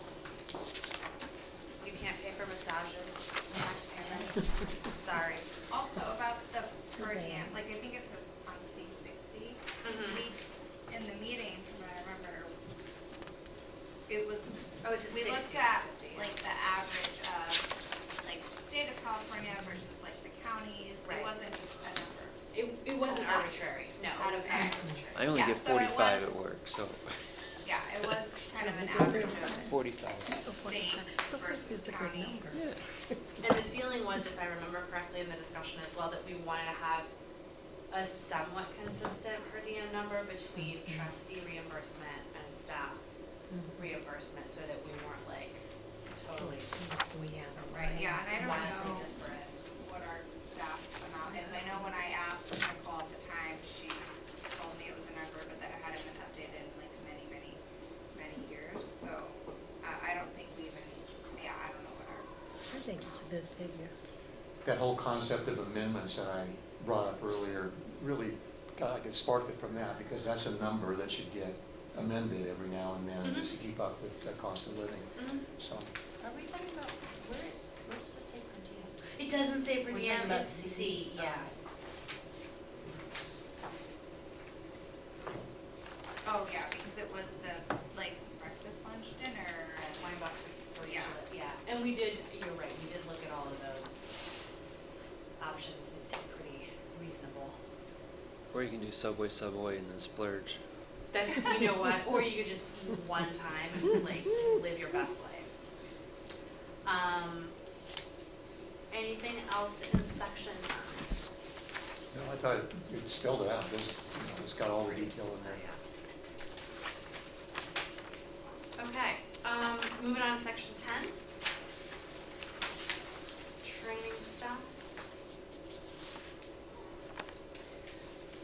This last sentence, right before 10.1, stood out to me, that that the library must provide information, that unless there's some language about exactly who needs to do that and when and how, that could easily just get lost and never necessarily be complied with, so I don't know if that's a place for some more specifics, like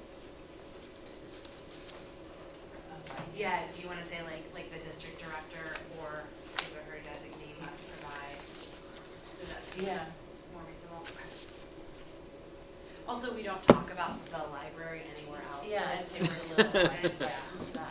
Yeah, the library, you know. I want a Sam Batman Library. signal personally. If the library is going to be providing it. It'll be pretty cool. So are we striking that one? No, we're just No, gonna say just- the district director or his or her designee must provide. Okay. I would say instead of at least once a year, as it becomes available. I don't understand that. Well, I think the idea is that that's the minimum.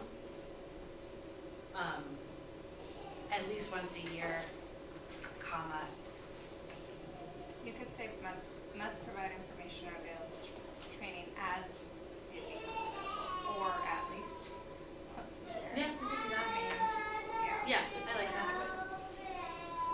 Oh, somebody's upset. All right, who's chose the scary book? Or at least that's how I feel. Okay, cool.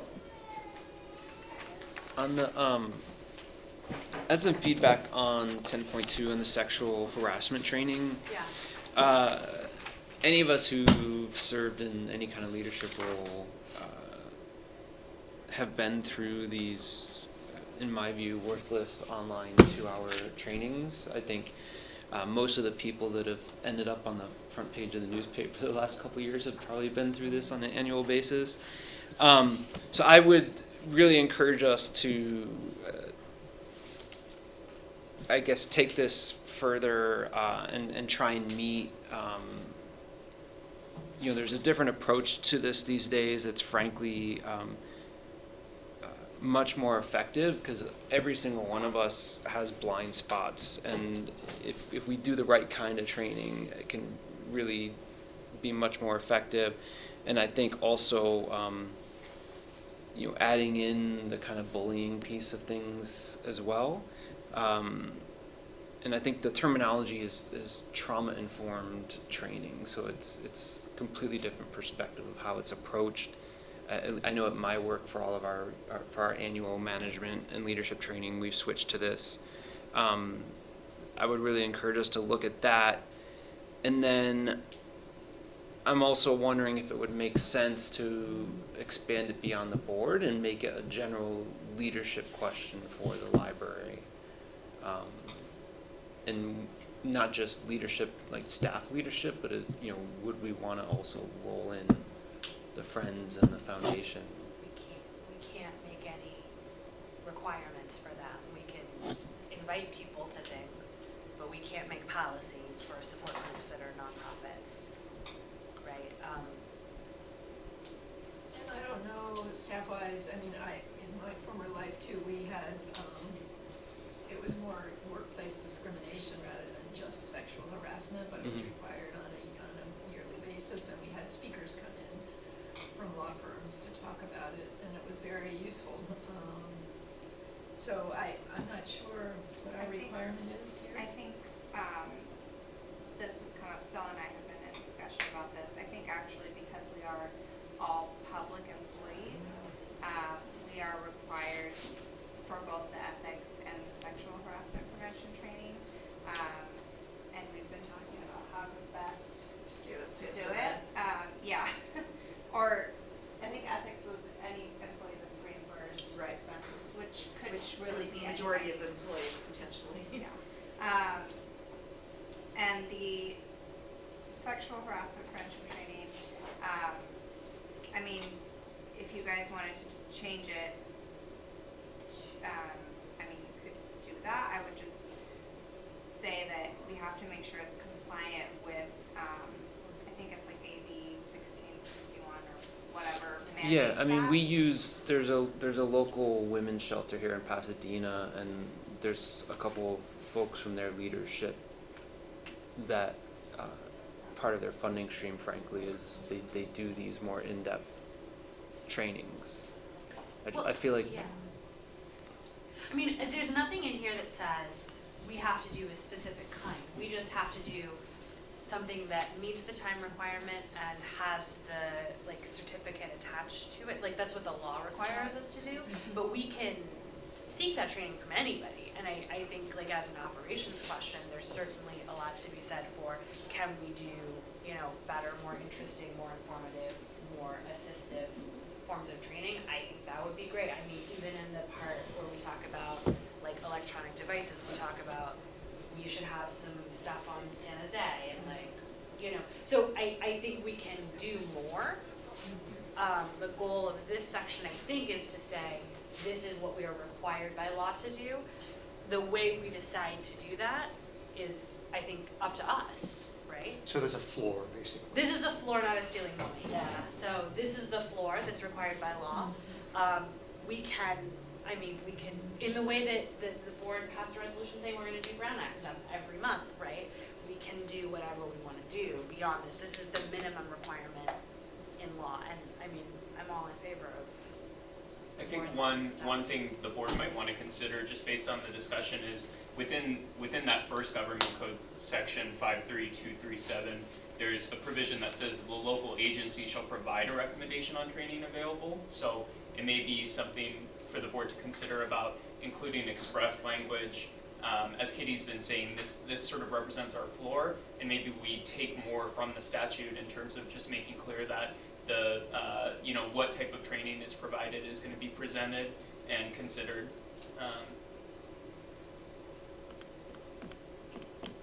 Also, Katie, just Yeah. a note about 10.2.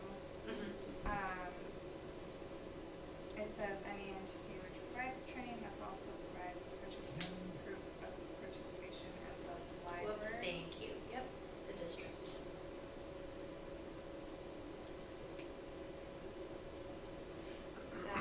Thank you. Have we ever done it, like a joint training, staff leadership and the board?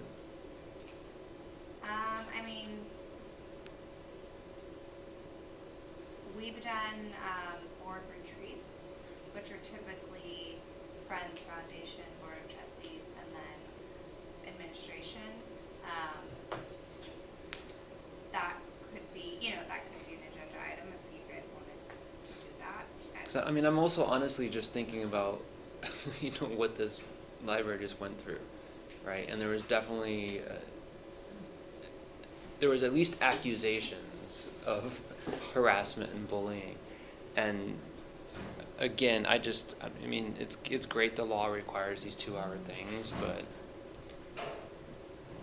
I don't know, I feel like, I'm good with letting it go, and we can figure out how to deal with it in the future at a future agenda, but The big thing for me is what someone said before, and that is, it's called sexual harassment prevention training. Well, there's a whole new term for that now, there's a whole new subject, I'm sure, that's being discussed. So I think keeping our eye on what the latest helpful advice is for that is where I'm going. But just viewing this as a floor for our policies and procedures manual agrees with me, because we can always do more. But this is the minimum that we're required to do, if I'm hearing it right, That's Katie? correct. Yeah. And I think having that in is what we're supposed to do for this manual. Everything else gets to be us, and how well we're gonna monitor this and recommend it to ourselves for different types of training. Well, and that's right. I think the idea is also, we haven't had a comprehensive set of board policies that have actually been adhered to in recent memory. So I think there's value in sort of beta testing this and seeing where there are things that we're doing on a regular basis that we want to include in policy. And that may be one of them, right? Like I would be all in favor of an agenda item in the next 6 months about trauma-informed training or something, you know what I mean? Like, let's do it, let's see kind of how it works in, and we can add it into policy. So this is not the end point, I think is what I'm trying to say, right? We can always add more, we can always adjust, and I do think also that there's, a distinction between what the law requires, what best practices are, and what we want to do beyond that. And the goal in this document is just basically to get what the law requires and some best practices, but I think we can always do better. We can always have an improving sort of set of processes and practices, and I think that's really important.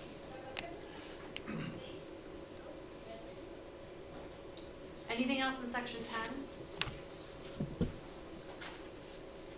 I think in 10.3, we should add something about San Jose, like, I think we should replicate that language. Sure. Yeah.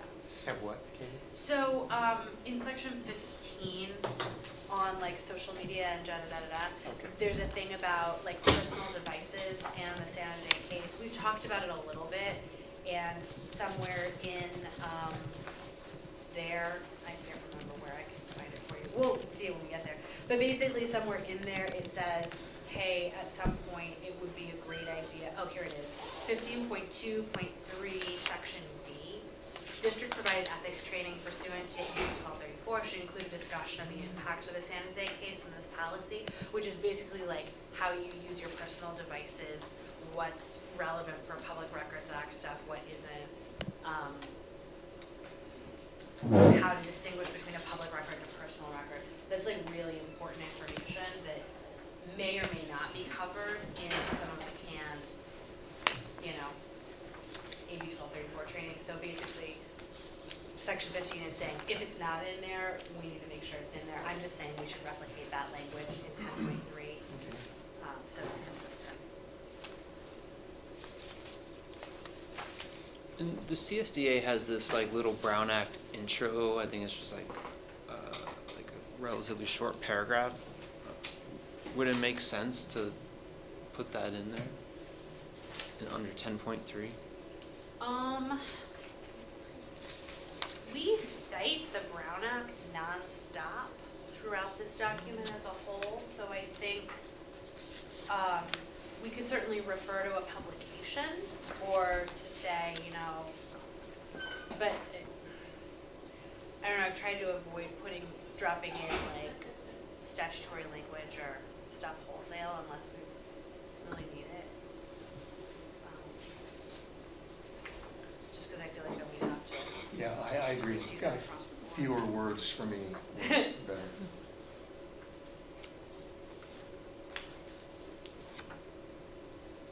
Okay, 11? Do we want to allow for the board approving a regular meeting outside of one of the libraries?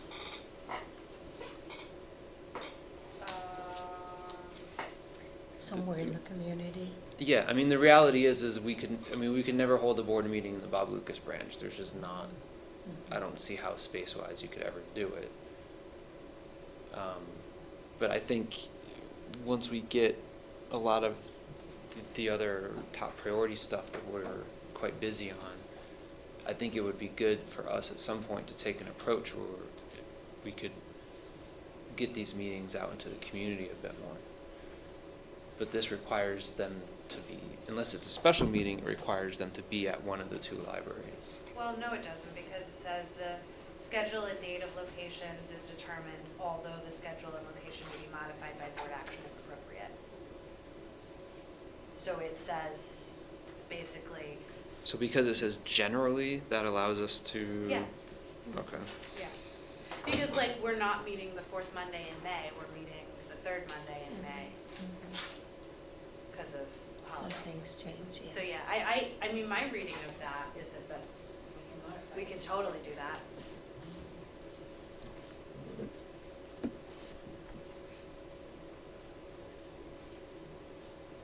On 11.2, it's got the 12 hours before the time specified for the meeting.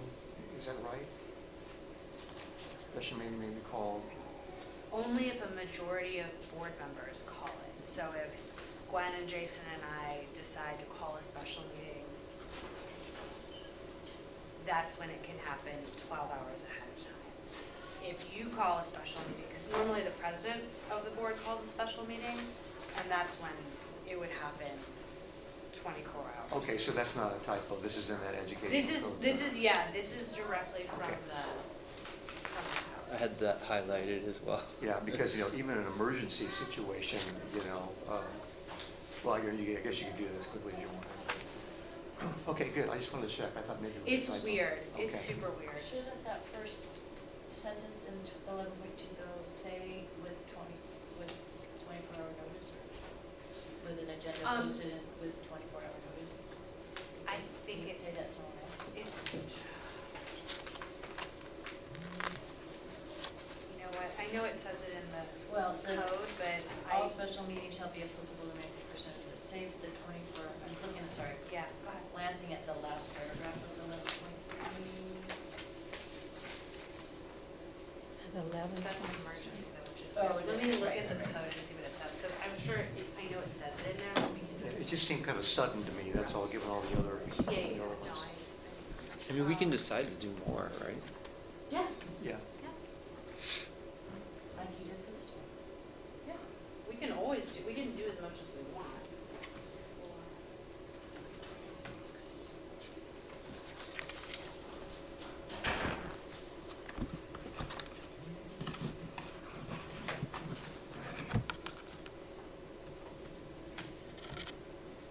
To Betsy's question too, I think part of what makes this unique for the district is that we have our education and our government code requirements, but since the government code section that we are citing to in that first sentence, 54956 does have a 24-hour requirement, we could include that language for that first sentence since it calls out, since we have two separate provisions, it'd be it would still be internally consistent to cite to the 24-hour notice as part of the cite to government code. Yeah, I think that's So right. similar to that sentence, the last sentence. Yeah.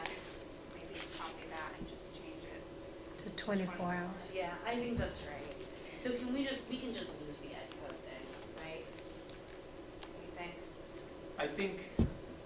I think it's, as you mentioned, there's specific language about called by a majority of the board. I think that's something we can certainly look into to ensure we have, again, internal consistency between our two different provisions, Right, between but- education code and government code. Yeah, because the government code says 24 hours. It doesn't matter whether it's called by the presiding officer of the legislative body or a majority of the members of the legislative body. It's 24 hours. But ed code has this weird 12-hour provision where it's just majority, which seems strange. Well, is that because, according to this, you're trying to reach the newspaper has this, or the, No, it's because we're weird and because our Radio establishing act is the education code as is opposed to totally like, different. yeah, like us and museums and Is there one that's understandable though? Does the government code understand the ed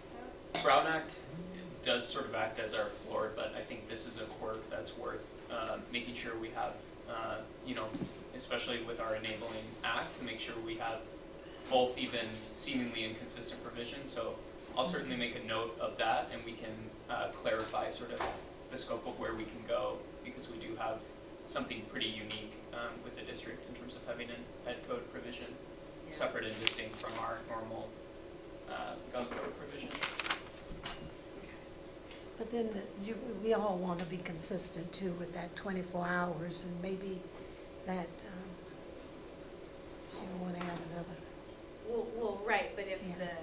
the policy says one thing and Thing, the law law says says something another. else, then we, just put ourselves in a tricky situation. Yeah, I just wanted to make sure it wasn't a typo was all. No, it's not a typo, it's a Okay. weird, You could also include a line that says, basically that the board intends to follow the 24-hour notice, but but basically that you have the option, so that you're still including that if it does need to be in there, but you could just put in there that, the board intends to provide at least 24-hour notice for special meetings or. right. That's a good one. Okay. Other stuff on 11, the emergency stuff is all pretty much required by law, that's, Can I just copy editing here? please. Just on page, I'm looking at the one that was in the minutes. So it says page 18 at the bottom. Third paragraph, there's just an extra line that shouldn't be there, and a capital. But I don't know if that got fixed in the version. Oh, so right here? Oh, Oh, yeah, there's like an extra space there. Yeah, That's really- and okay. notwithstanding should be not capitalized because that's all it says. Yep, okay. Got it, thanks. Okay.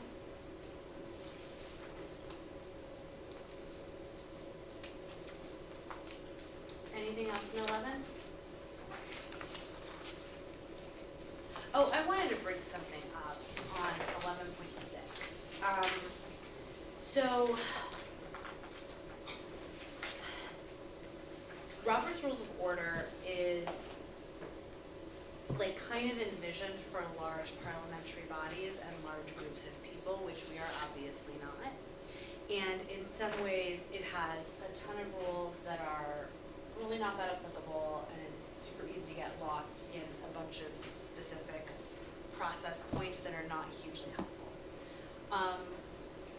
California League of Cities uses something called Rosenberg's Rules of Order, which is like kind of a simplified version of that. It's a simplified version of Robert's. It's a little bit more consistent with what we actually do, which is you kind of chat about stuff, you have a motion, you discuss a little bit more, you vote.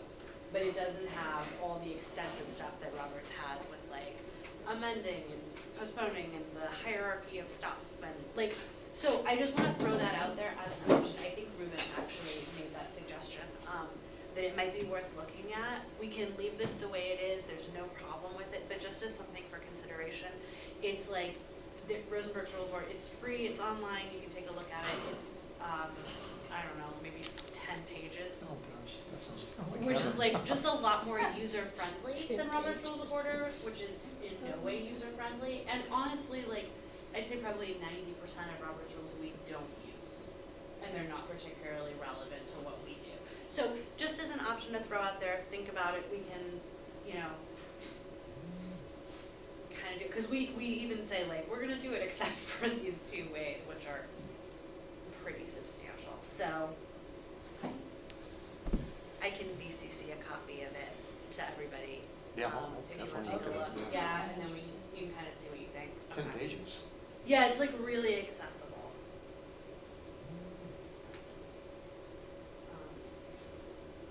So just. So we'll leave this for now and then. We can leave look this at for it. now. I'll send you Rosenberg and you can see what you think. Okay. And let me know. And we can always invite them. Anything else on 11? Great, okay. 12.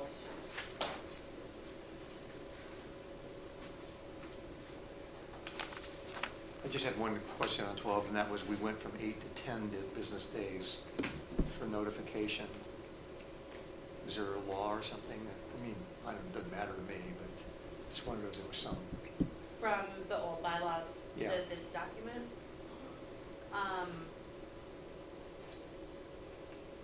No, I don't remember. Do you remember? Just wondered if there was a, that was. I feel like there was a rationale about this. Okay. With I 10, mean, it you're, was not a with law. 10, you're not gonna fall on a weekend.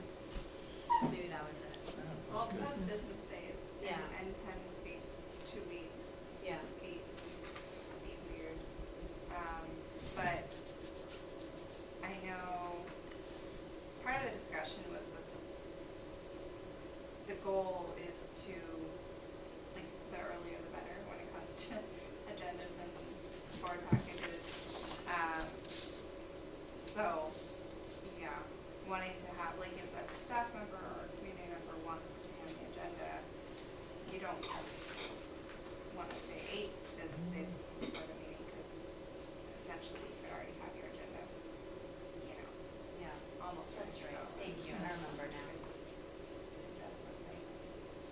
Yeah, most of the stuff in this section was, to the extent that timelines were included, was kind of intended to promote the dissemination of board packages and materials earlier rather than later. Okay, good. So that's sort of and to make sure that everybody has a chance to see things before decisions are made based on that information.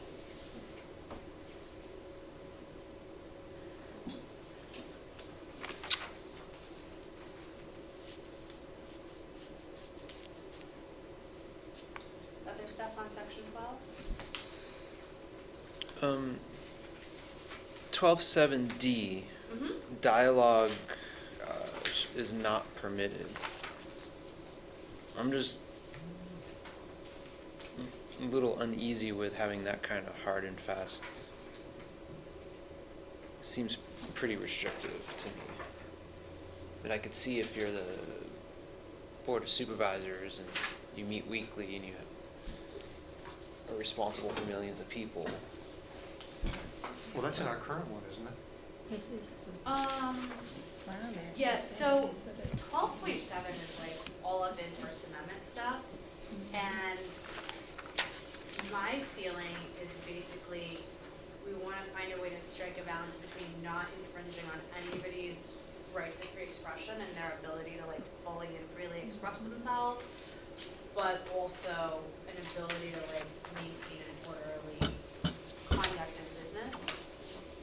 So I don't know, I mean, I think the first half of that sentence is actually a little helpful, dialogue between members of the public is not permitted, because you don't want like a call and response happening where somebody's talking from the podium to the audience. You want them, if they're gonna address the board, they need to address the board.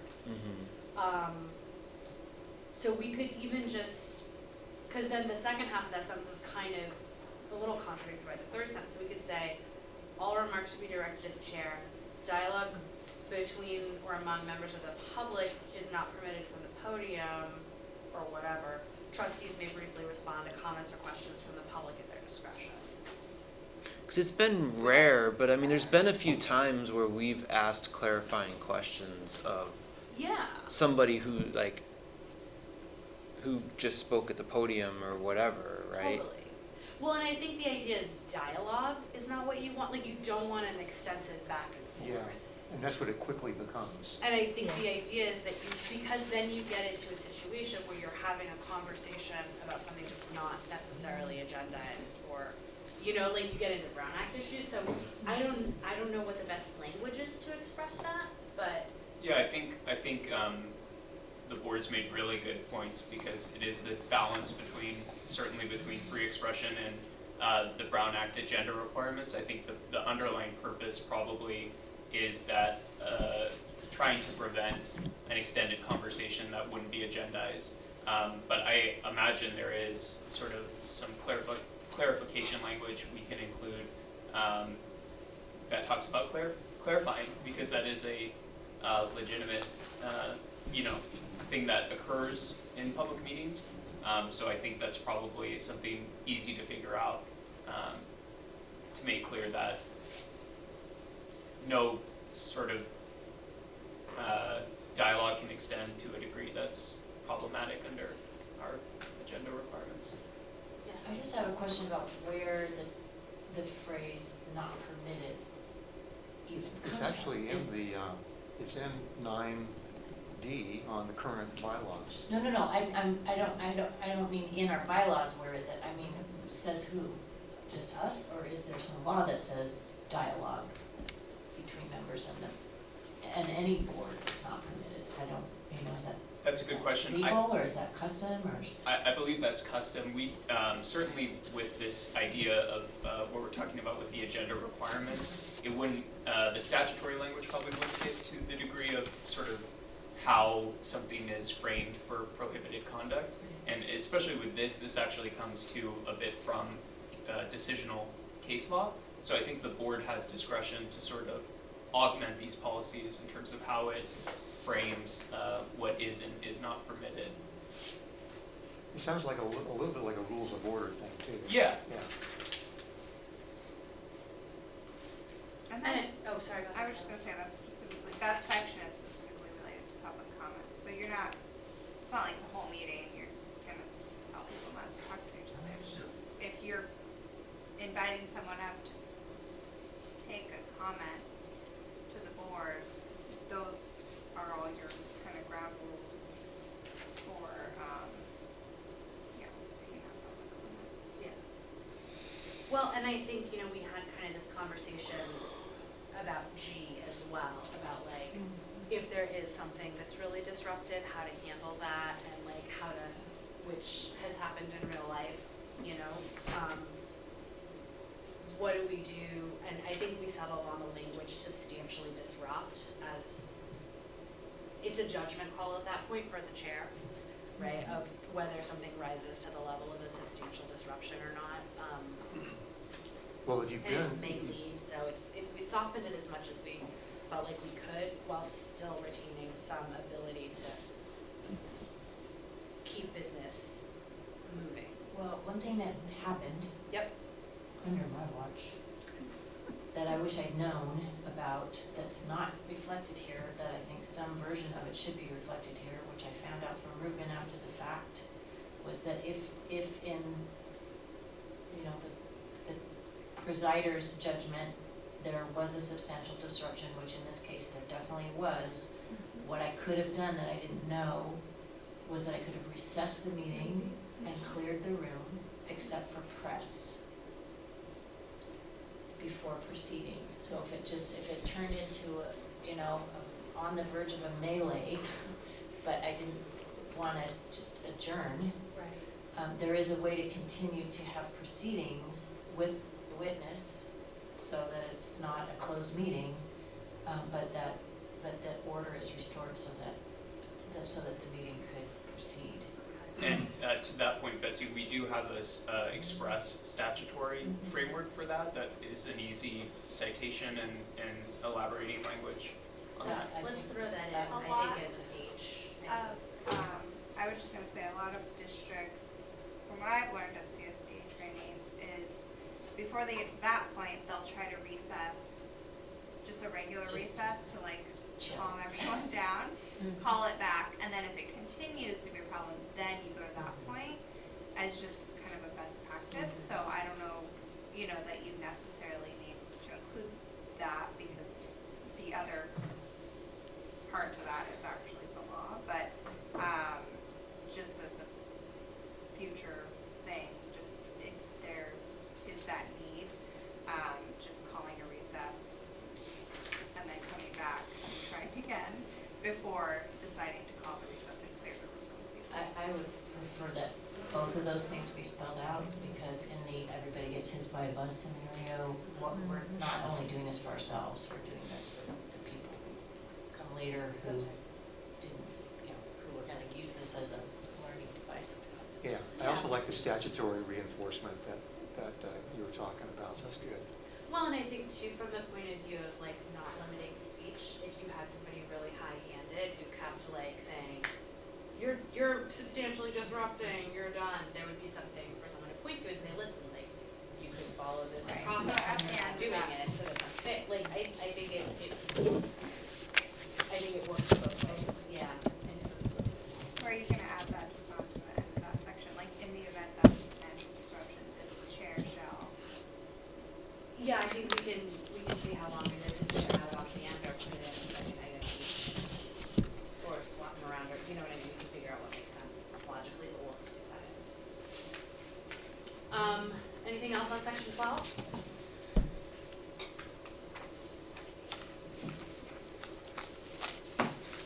Great, section 13, we're getting there. It's a heavy one. I know. Look with your back not here, or look with your knees not here. 13 or 14, anything on either of those? The 5-year milestones thing is new, and that, I think, was your suggestion, and a really good one.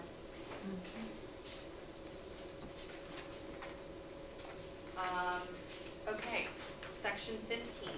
So I know that some of this stuff is new, especially 15.2 and 3, and I'm sorry that you didn't have it sooner, it took a while to invent it.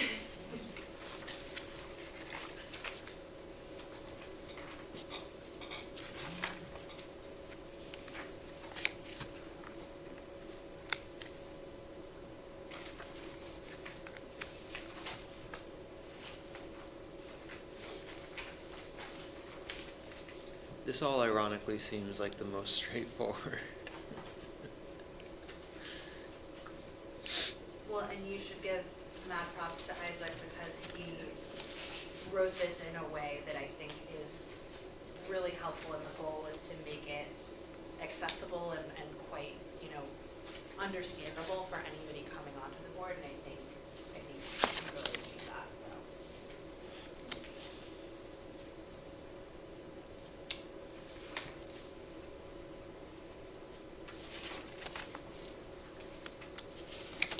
Yeah, your term description, really, definitions.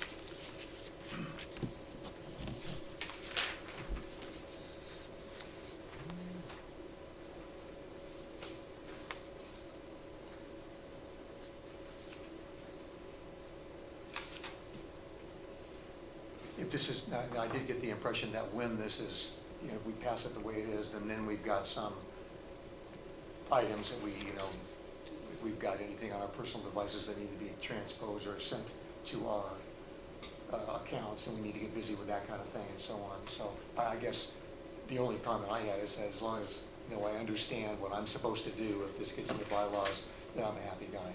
Yeah, that's right. So the idea is that there's a little bit in here about, where's the 30-day thing?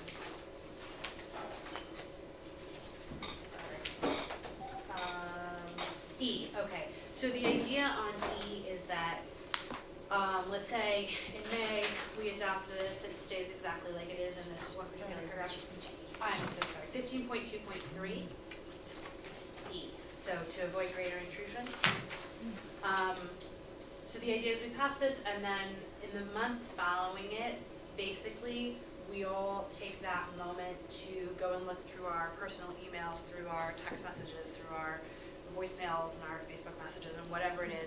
And if we find anything that should by rights live inside our district email, we just forward that as an attachment or an email or a screenshot or whatever it is.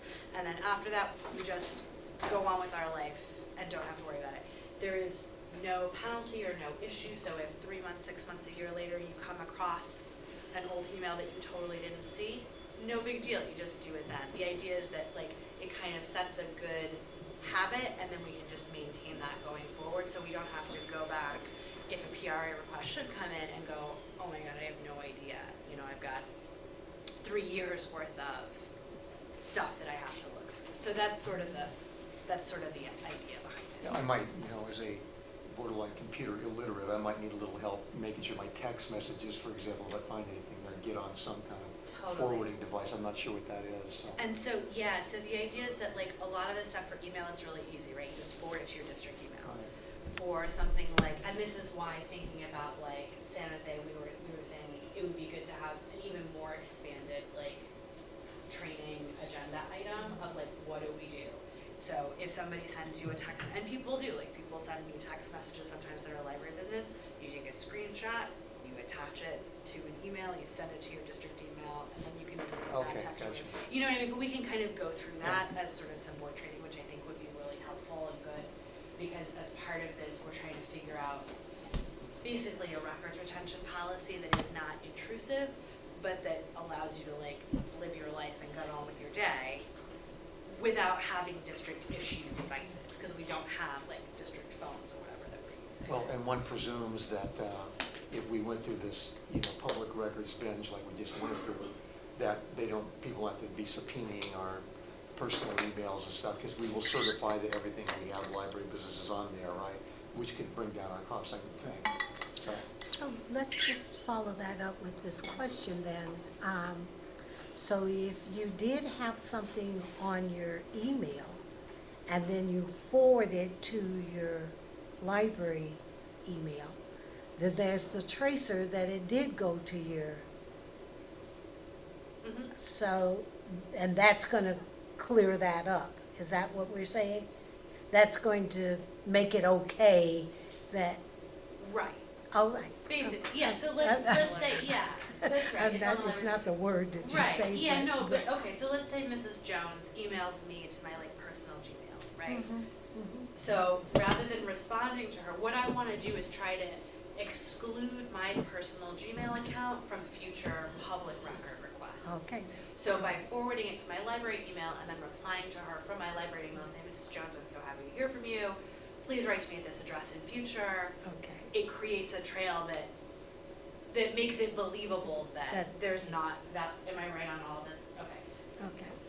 I think the underlying purpose too, when we're talking about forwarding emails, is just that you subsequently are filling out a declaration of sorts, saying that you've done that search, and like Katie said, the idea is that it's less intrusive for a trustee to be able to do that process themselves, and you know, as long as it makes it to trustee inbox, then you're in a better position for retention purposes. Okay.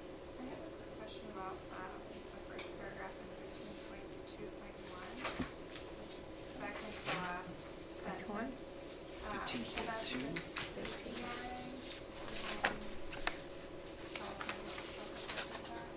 Or is that We generally refer to it just as the PRA. There is the other public records law that's applicable to the district is the Freedom of Information Act under the federal law, and so there are other states that have Public Records Act laws, but PRA has sort of become the shorthand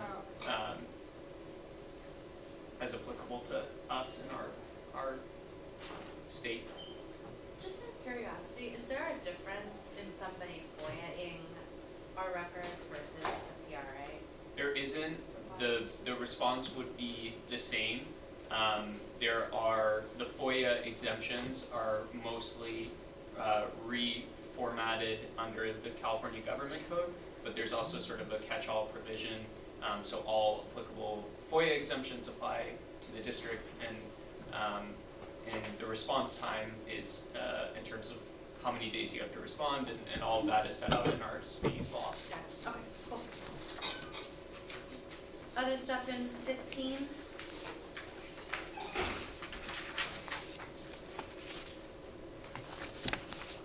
If we say no, that means we're done. We're almost done. We have to talk about 16 and say we're gonna put in the amendment thing. Yeah, we're basically done. So the rationale for including, because it came up earlier, the rationale for including the declarations and everything in here, to my understanding, is just that this is not something that exists anywhere else. Like, right? Like, we couldn't just say, oh, it's in our, you know, electronic records retention policy, because we're building that as we speak, so, as a district. So by including it here, it exists somewhere. Subsequently, I suppose, we could always relocate it to some other part of our policy. The idea at the end of the day is to have a policy handbook for the district that is not just this, but this is one component of it. But there's a full policy handbook that includes all of our policies, Some procedures. eventually. Yeah?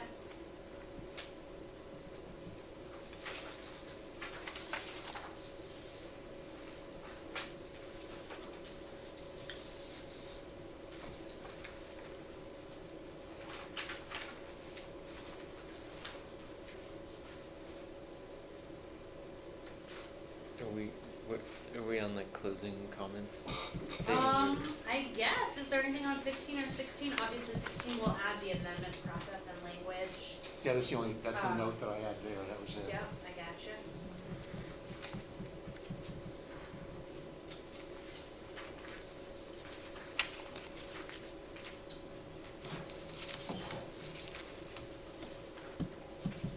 Yeah, so unless there's, Well, my hat's off to you, Gwen and Katie, for Katie. guiding a very good process, so. And let's include Kylan please, yeah. and our acting director, Cindy. They were very, very helpful. Yeah. And also, let's not forget. I can never. All those that remain in the room. Yes. Yeah. Yeah, it's. I think just a couple things that I just wanted to kind of end on. One is, you know, the point was made earlier about this concept of a board, some kind of review of the board itself, performance. I think the phrase performance evaluation, which I don't think would be appropriate, but I think the concept of that is good. You know, my initial thought, you know, before I was even on the board was, you know, in my head I was thinking bylaws, but looking at the work that's being done on many different fronts, I'm actually thinking like this would be a good thing to bring to the strategic planning committee, right? Like how do we review and our performance as a board in a way that also allows public input? And I think seeing some kind of process for that in the strategic plan would be good. And I am really hopeful and positive that this is not going to be an issue anytime soon with this current board, but I do think we should, in the future, think about how do we handle situations in the future where if we do, unfortunately, a future board ends up in a situation where a board member is pretty flagrantly violating something that's critical in here. And what's the process for handling that instead of leaving it up to the president to try and figure out. So I think just for the sake of future boards, I think that's something we should think about going forward.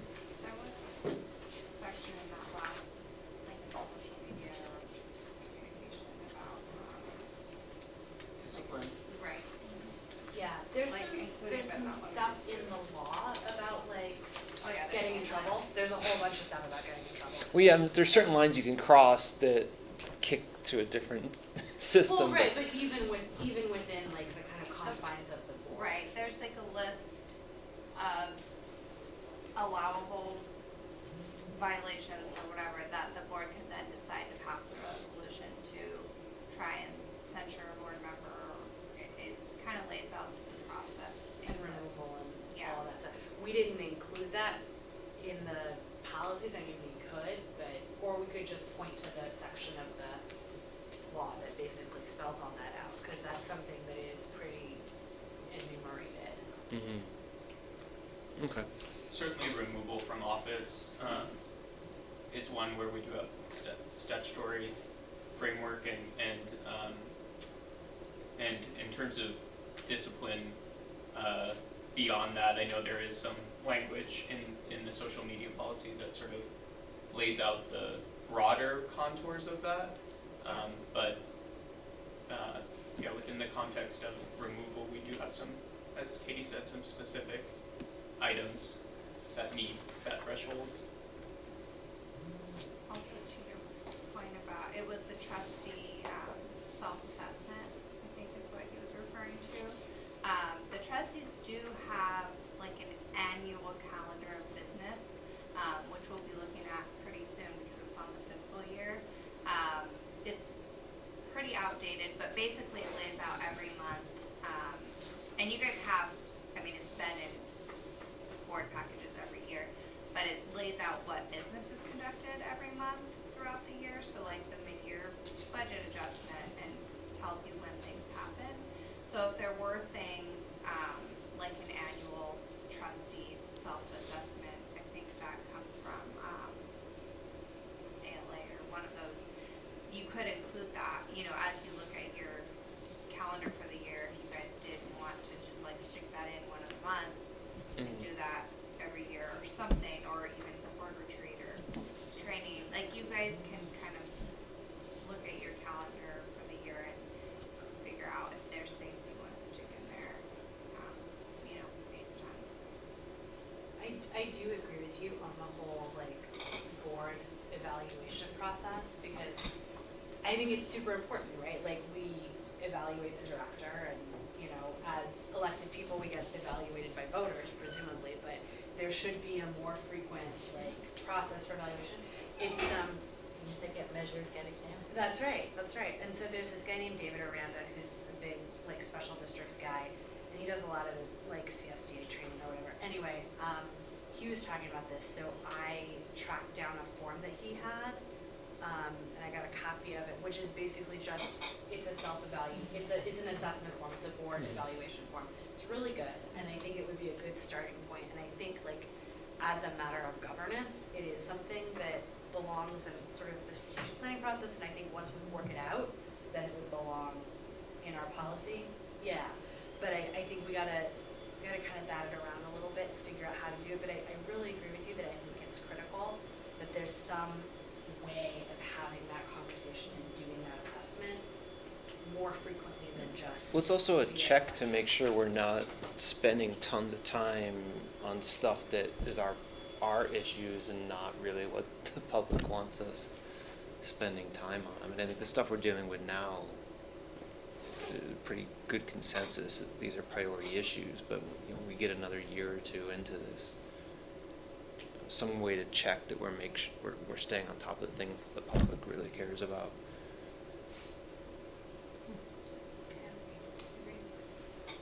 All right then, well, is there a motion to adjourn? I'll do that. I'll second it. Okay, it's been moved and seconded to adjourn. All in favor, please say aye and raise your hand.